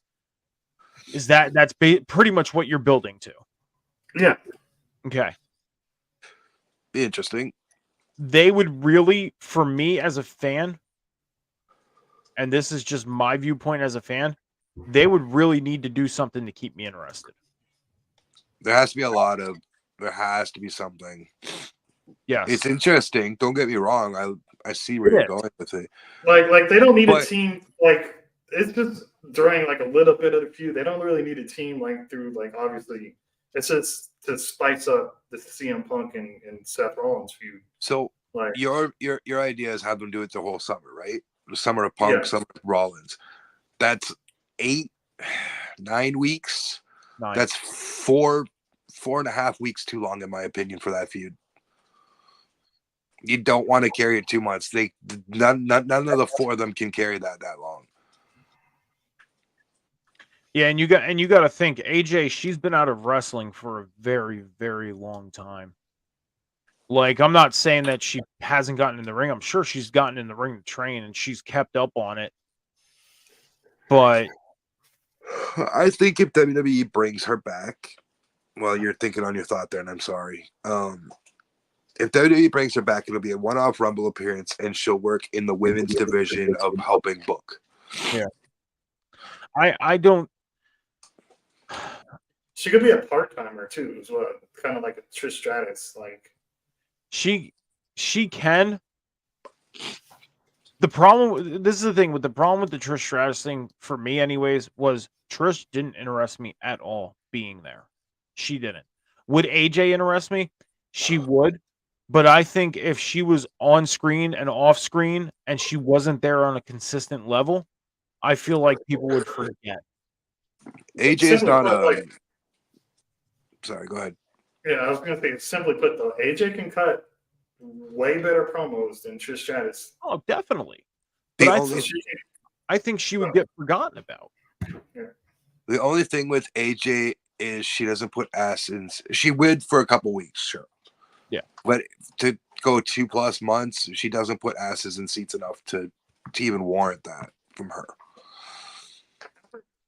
I don't know. Her matchup against even some of the 4 horsewomen like Becky, Charlotte, even Bianca. Don't put her against Bianca. Well, Bianca needs to be humbled. I'm sorry. The reason why I say I feel like she would get more forgotten about is because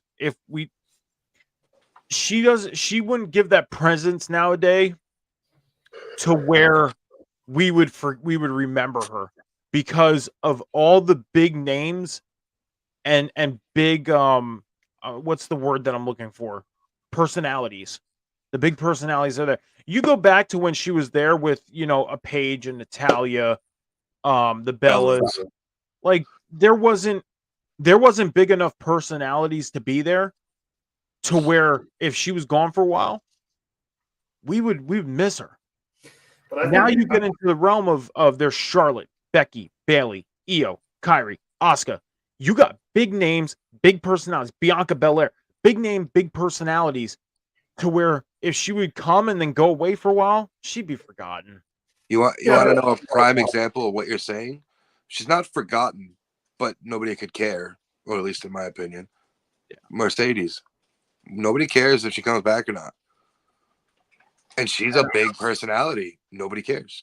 So you got to assume AJ isn't on that level because she's not.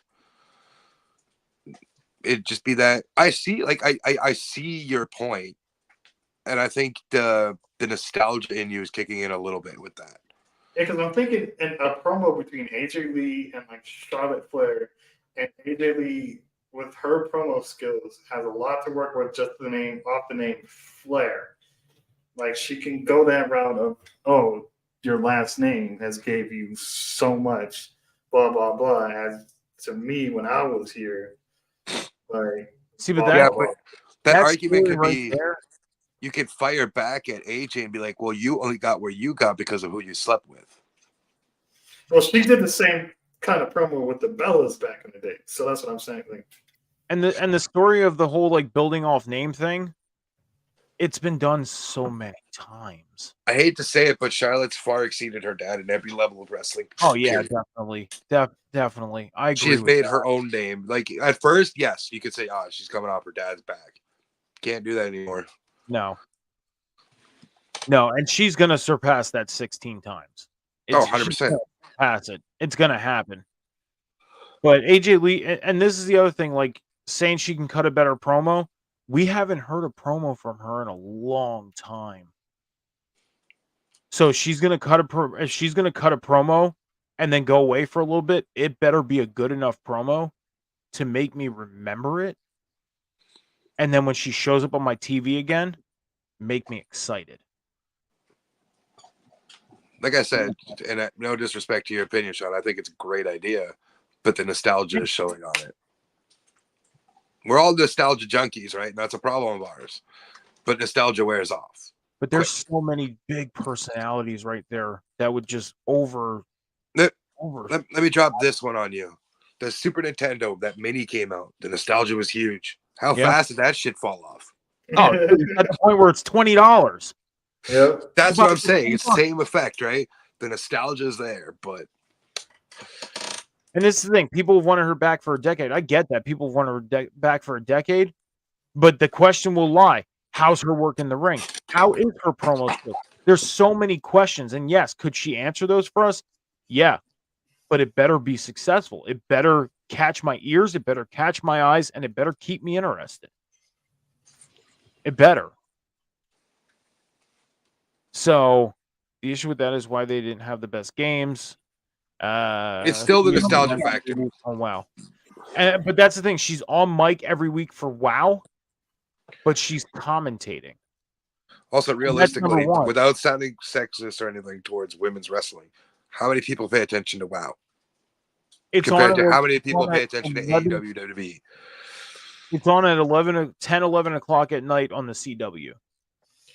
But you know what I'm saying? Like, I'm not taking a shot at WoW. I'm just it's a good show. It's a good show. I'll say this. I've watched many episodes of WoW, and it is a hell of a show. They put on a really good show. It's a good show, but to be honest, like, even me having friends on WoW, I don't watch it. It's too much wrestling. Like, it's on at 11 o'clock on a Saturday night. Who's bragging now? Right. I was gonna say, Sean, I understand you play World of Warcraft, but like you look like someone that plays World of Warcraft for hours on end, but that's beside the point. Oh my god, not that one. Okay, sorry. I forgot you went viral in what, 2005? Numa guy, right? Oh my god. Oh, let's get back. Guys, Seth and Punk at Mania 40, title or not title on the line? Doesn't matter. Give me it. Okay. Doesn't matter. Give you it, Sean. I would like to have the title on the line. I would You like want, to have the you title want on the it. title on the line? Okay. That answers my questions. We got there. It took a minute, but we got there. It did. And again, Sean, it's not a bad idea with AJ. I by all means, I don't mean it's a bad idea. It's just that I really want her to make me remember because I know she's not going to be on my TV every week. She better make me remember that she's there without It's like your being. sex life. You got to make it memorable. It's not worth it. Never mind. I'm not going there. I'm not going to say what I was about to say because I almost just took a shot at myself. So, yeah.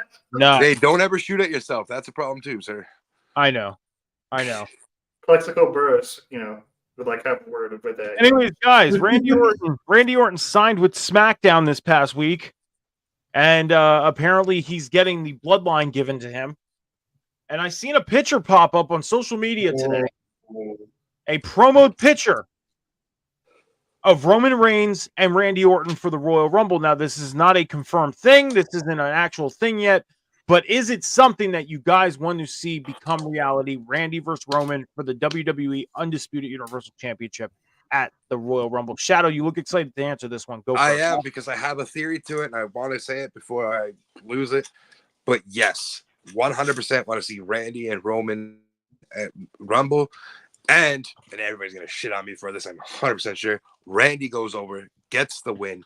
You want Cody to finish his story? Mania 40, Cody versus Randy, legacy, family versus family.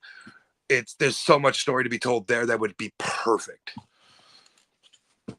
Real quick. Hold on. Tommy, where's your Bengals? Because last time I checked, they're not 10-2. We lost to the Niners today. Yes, I'll take it. We got our asses whooped. But guess what? Still number 1 seed in the NFC. Still got the home field advantage right now. And it's only the regular fucking season. This ain't January yet. We'll see them in January and we'll kick their ass when it fucking matters. Let's continue. I don't Anyway, have a dog in this fight. John, So, Randy Roman, Royal Rumble, world title. Shadow took the fucking words right out of my mouth because that's what I've been wanting ever since Randy was coming back this whole fucking year. Give me Randy versus Cody. Give me it. See, everybody is so, and I don't mean to cut you off, Sean. Everybody is so fixated on Cody finishing that story with Roman. It doesn't have to be Roman. The story is the title, not Roman. Teacher puts over student. The student beats the mentor. Ends that fucking whole history where Cody beats his mentor. Every great story ends like that when there has a story like that. Would you not consider the Orton family, though, a royal family in wrestling? Oh, definitely. Well, that's why there is more than one royal family. Right. Which Sean and me are both alluding to. It makes the perfect end to that story. You got generations of feuds between the fucking Rhodes and the Ortons anyways. You got Randy, Cody, you got Bob and Dusty. Like, I'd argue you even had Randy and Dustin. Like, and here's the thing is to your guys' point, I will say this. I wouldn't mind seeing Roman and Cody. I wouldn't mind seeing Cody and Randy. I wouldn't. Now, as far as which one do I want to see more, is still up in the air. It is. Because they're both great matchups. Does Randy and Cody make more sense? Yeah, oh, yes, it does. So, with you saying that, let me ask you something. Because I know you're going on your point. What's going to sell you more? What's going to sell me more? What's going to sell you more to watch that match? I mean, the thing is Cody and Roman had such an awesome match last year. And what fucking ruined it was they had to get everybody that got involved towards the end. Yeah. They were having such a great match. And it's like, I would love to see them run it back. But this time, what's up, Will? How's it going? Thank you for joining us tonight. I would love to see them run it back, but this time, make sure that nobody comes down. But this is why this is why Randy and Reigns work, because what's Randy's goal right now? Demolish the bloodline. Yeah. He takes out Solo. He takes out Jimmy. You're gonna have somebody random else come out and save him.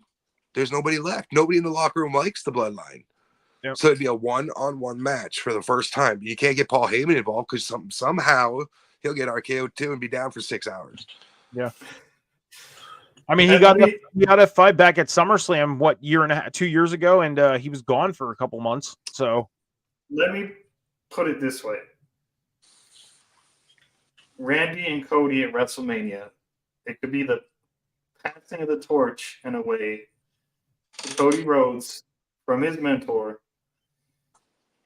And this way you can get, because he teased it a little bit when he was in Colorado. He teased it a little bit, I'm not saying, but it's a way you can get Roman versus The Rock without a title on the line. Roman doesn't need to carry into 40. It's probably going to happen. We all know it, but he doesn't need to. But to go back on to what you asked me, Randy and Cody does sell me more because of the whole, mentor, student type thing. The two royal families of wrestling. It does sell. It's the whole Miyagi Danielson thing all over again. Like, you go back to a month ago, and we didn't know Orton was returning. We didn't know Punk was coming back. We didn't know all that. So yes, of course, we're going to sit here and be like, it's going to be Roman and Cody again. They're aiming for that. Now they just opened up the floodgates, brought Randy back, brought CM Punk back, and just opened up so much more dialogue. Even though they had so many people involved in the storyline alone, they pretty much closed all the floodgates and burned out everything that they could have. And the only way to bring anything back is to simplify it and make Cody either win the Rumble or Elimination Chamber to get to Roman. Now, you don't want to see Cody win the Rumble again because that'll go nowhere.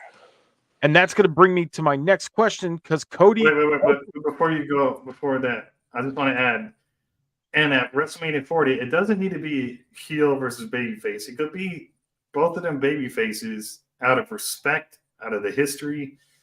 And then maybe if you want a heel turn, you can have Cody win, and then Randy Orton shakes his hand, holds him up, passes the torch.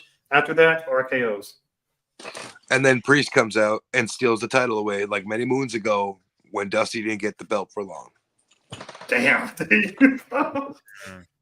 Story ended. And heartbreak. And a new story started.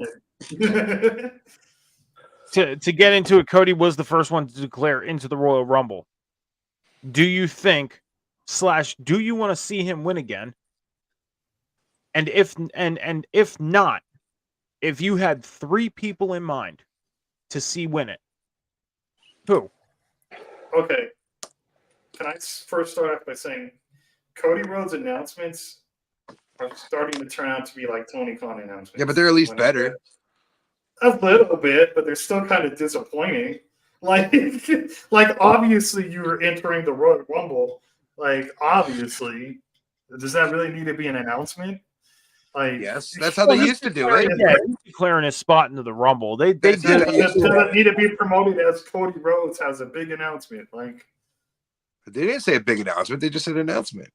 Well, either way. Anyways. They're just trying to catch the eye of the people that don't necessarily. So, for example, I don't watch Raw live. I never do. I record it. I watch it on a Tuesday. That way I can fast forward through the commercials and the stuff that's just not catching my eye. I want to see the stuff that really, cooks for me.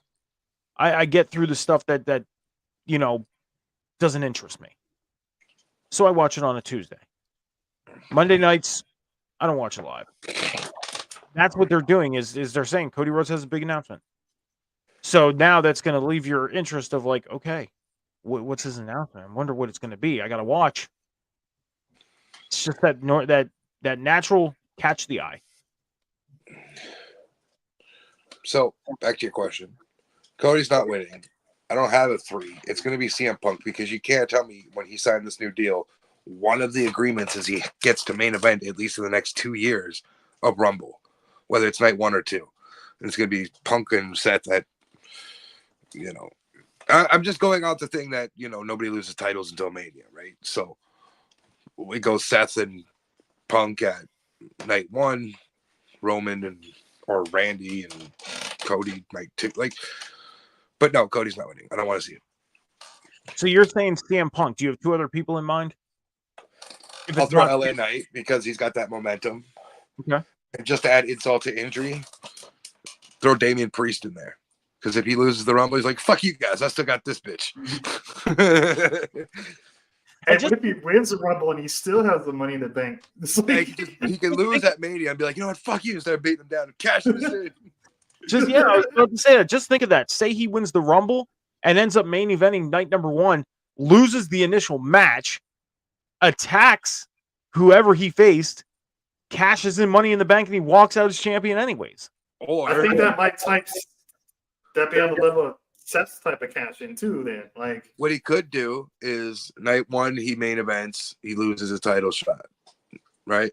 Night 2, whoever wins, he comes out and just says "fuck you" and leaves with the other championship. Good. Sean, So- Cody doesn't win. You got 3 other people in mind, or do you think he wins or not? But then who's your other 3 people in mind? If not, Cody. Unfortunately, I'm gonna have to go CM Punk.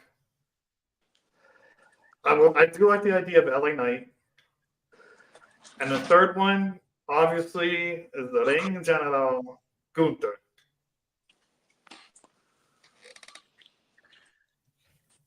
so the CM Punk one for me seems obvious. If it's not Cody, then it would be CM Punk. So, I mean, I'll throw CM Punk on my list just to the fact of, you know, you're not going to have him run through the Elimination Chamber to get the Seth. That's not going to happen. It doesn't make sense. Have him come out at like number 25, within 25 to 30. The last gets down to the final 4 and ends up winning. My other one would probably, my gosh. My other one would probably be LA Knight as well, with his momentum and everything like that. The Gunther one, I'm sorry, I'm not saying I'm not sold on him. I am sold on him. I am. He's impressed me. He has. He's won me over to the moon and back. But I just feel like still it is not his time to be in a world title picture. Not this year, anyways. Maybe next year. But I personally as a fan do not want to see it this year. If it happens, will I be okay with it? Yeah, I'll be okay with it, to see what happens. But me, I'm just like Gunther as the Intercontinental Champion right now. My ultimate goal is get him and Sheamus so Sheamus could become Grand Slam champion. I ultimately want to see Sheamus dethrone Gunther to get the Grand Slam championship. The one title that's eluded him was the Intercontinental title. That's where I want to see him get. My third person is a surprise. And you guys are going to probably be like, no, can't fucking happen.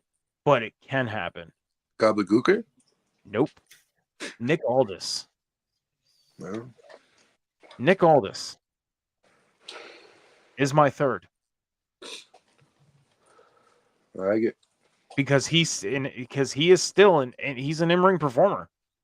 He signed on as SmackDown General Manager, yes, but he is signed on also as an in-ring performer. He can perform in-ring. He is active. So you gotta give me Scrap Daddy then too in that Rumble. Who? Scrap Daddy, Adam Pearce, man. I mean, why not? I'd have them eliminate each other and it sets up a match at Mania.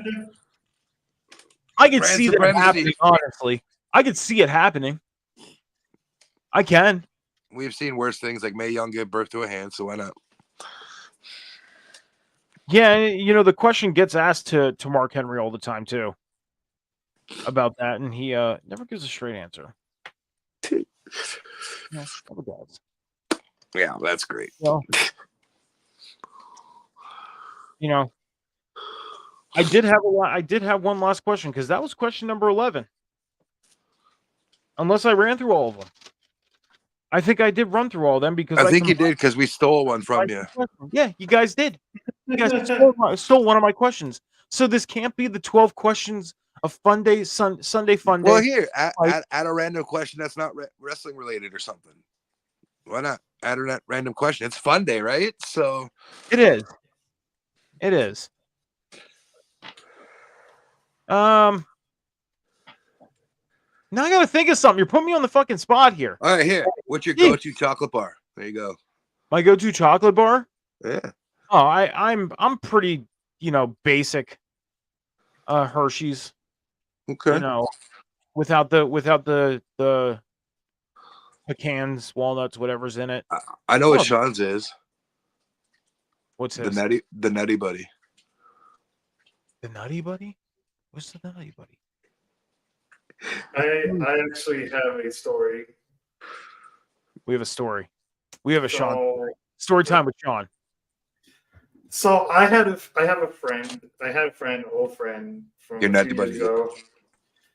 It's actually funny because her name was also Sammy, but she was a lot older than me, right? And she saw a picture. She saw a picture of me eating Nutter Butters, and she used to call me her little Nutter Butter. I'm just saying this went really not PG really fast. It kind of did. It kind of did. Like, all right, gutter minds. Really you know what I mean? The fucking cookie, the Nutter Butter. I made the joke about a Nutty Buddy, and somehow you had a Nutty Buddy joke. This turned into a you being called a Nutter Butter, and like I don't. Hey, sorry for the interruptions tomorrow night. Yeah, I mean, I know this is the table spot, and we do kind of like the things here, but God dang it, man. Anyways, my go-to candy bar is always Reese's. So Reese's peanut butter cups? Yeah, they're not exactly the candy bar, but My go-to, and I'm pretty sure neither of you know what this is. It's called a Mars bar. Yes. Yeah.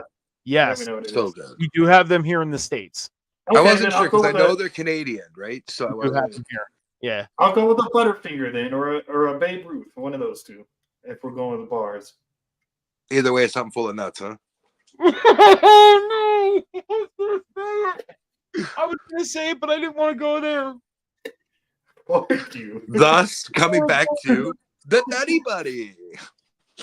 I'm so glad Sammy missed that whole story before she came in. I don't know. She might have heard it, but I will say this: the 100 grand bar has been one of my top favorites.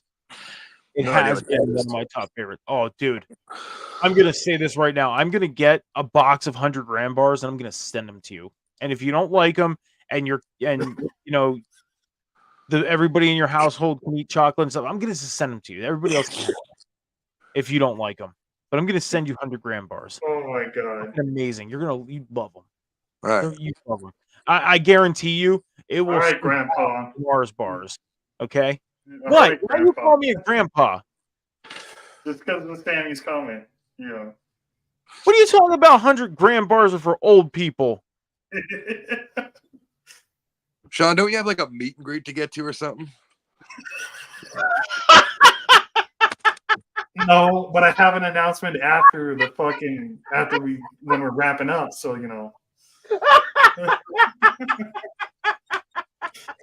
Good job. You broke the mic finally again on the podcast.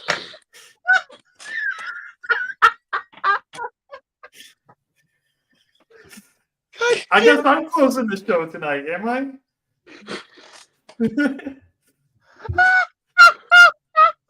All right, guys. We're ending the show here. God. Oh my son of a bitch. Oh man. Oh well, yeah, guys, before we close things out, just to make sure, number one, there's a link for Sean's friend Gypsy. Please go help her out. Anything that you could do to help her out with her recovery, with her medical right now. The link is underneath right here for the GoFundMe. Son of a bitch, Shadow. God damn it. Fucking A. Make sure you. I can't even get my words out. Sean, take over for a second with this one. I can't get this out. Go to my friend's Instagram at @thegypsymac.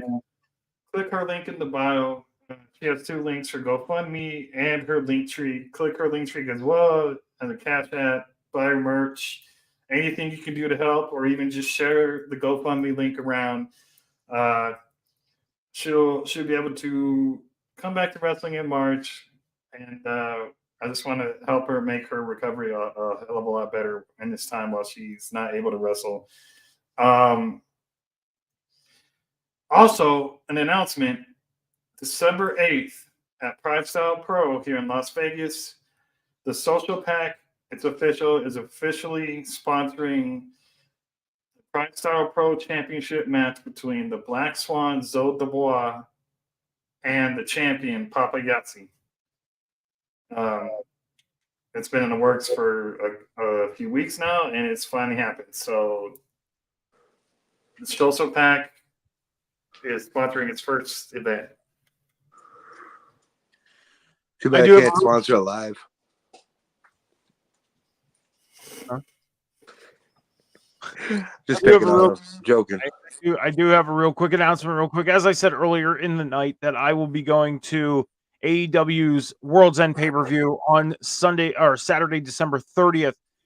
My big announcement, because I said last night on a live that I had a big announcement. I will be heading to New York early in the day, meaning I will be there all day. So, guys, hit me up on the social if you want to come meet me, hang out. I'm going to be doing some vlogging throughout the city throughout the day before heading to the event. Probably going to be doing some shopping, just having fun around the city. So come say hi. Do not be afraid to come say hi. I don't charge. Come meet me. You guys made a big announcement. I have one too. After this live, I'm going to take a big shit. Awesome. Wait. Hold on. I just wanted to feel included. That's all. Hey, I mean, if that's a big announcement, it's great. It's a pretty big deal, you know. Been through a lot of shit together with me and my cheeks. Yeah, hit me up on the socials. Come meet me. I don't charge for meet and greets. It's all good. I'll meet you. We'll take pictures. Have some fun. I'll be around the city. If you want to give him a random handy, you know, he's no. Anyways, also, guys, make sure to head over to patreon.com/Rivet City Radio. Check out all the great content going on over there. Also, hit the follow button and the subscribe button on Rivet City Radio and Off the Top Media's Twitch and YouTube channels. And turn on your notifications. Check out all the great content going on the networks throughout the week. Like tomorrow, check out Paying Dues and Sorry for the Interruption.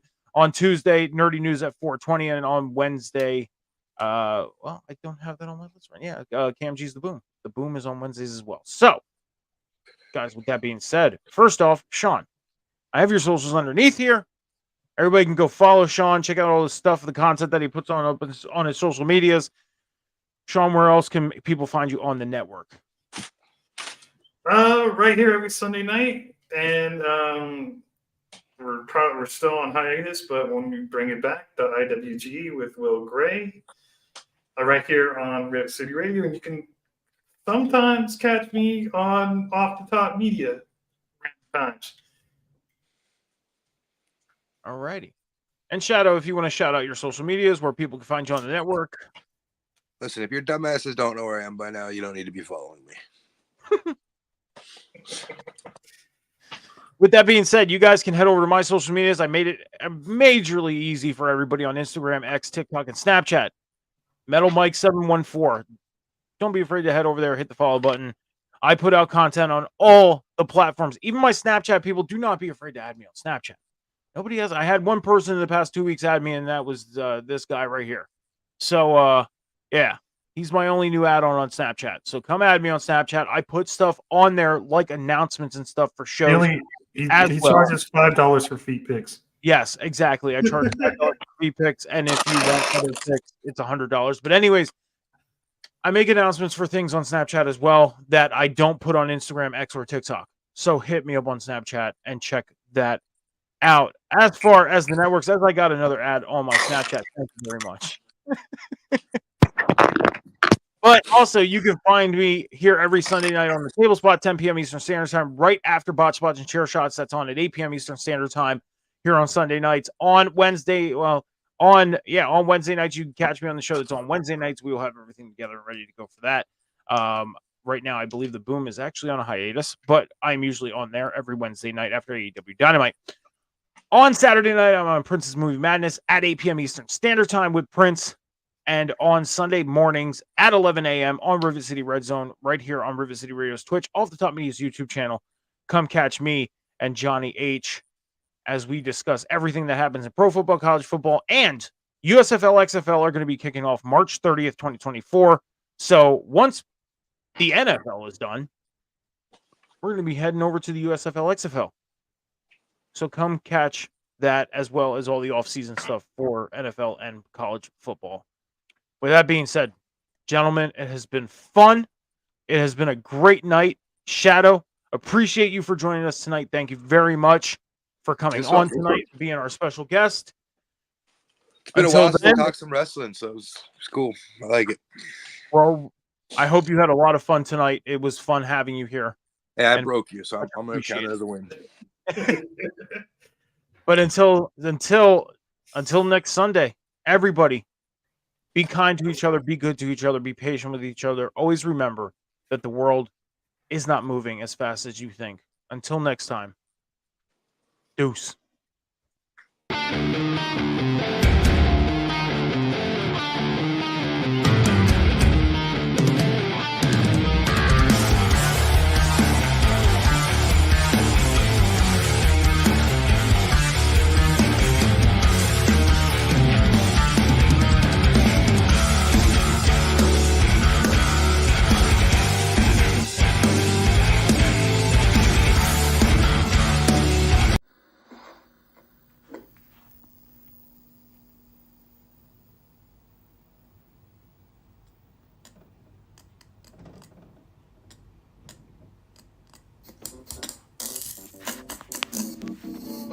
I don't want to set the world on fire.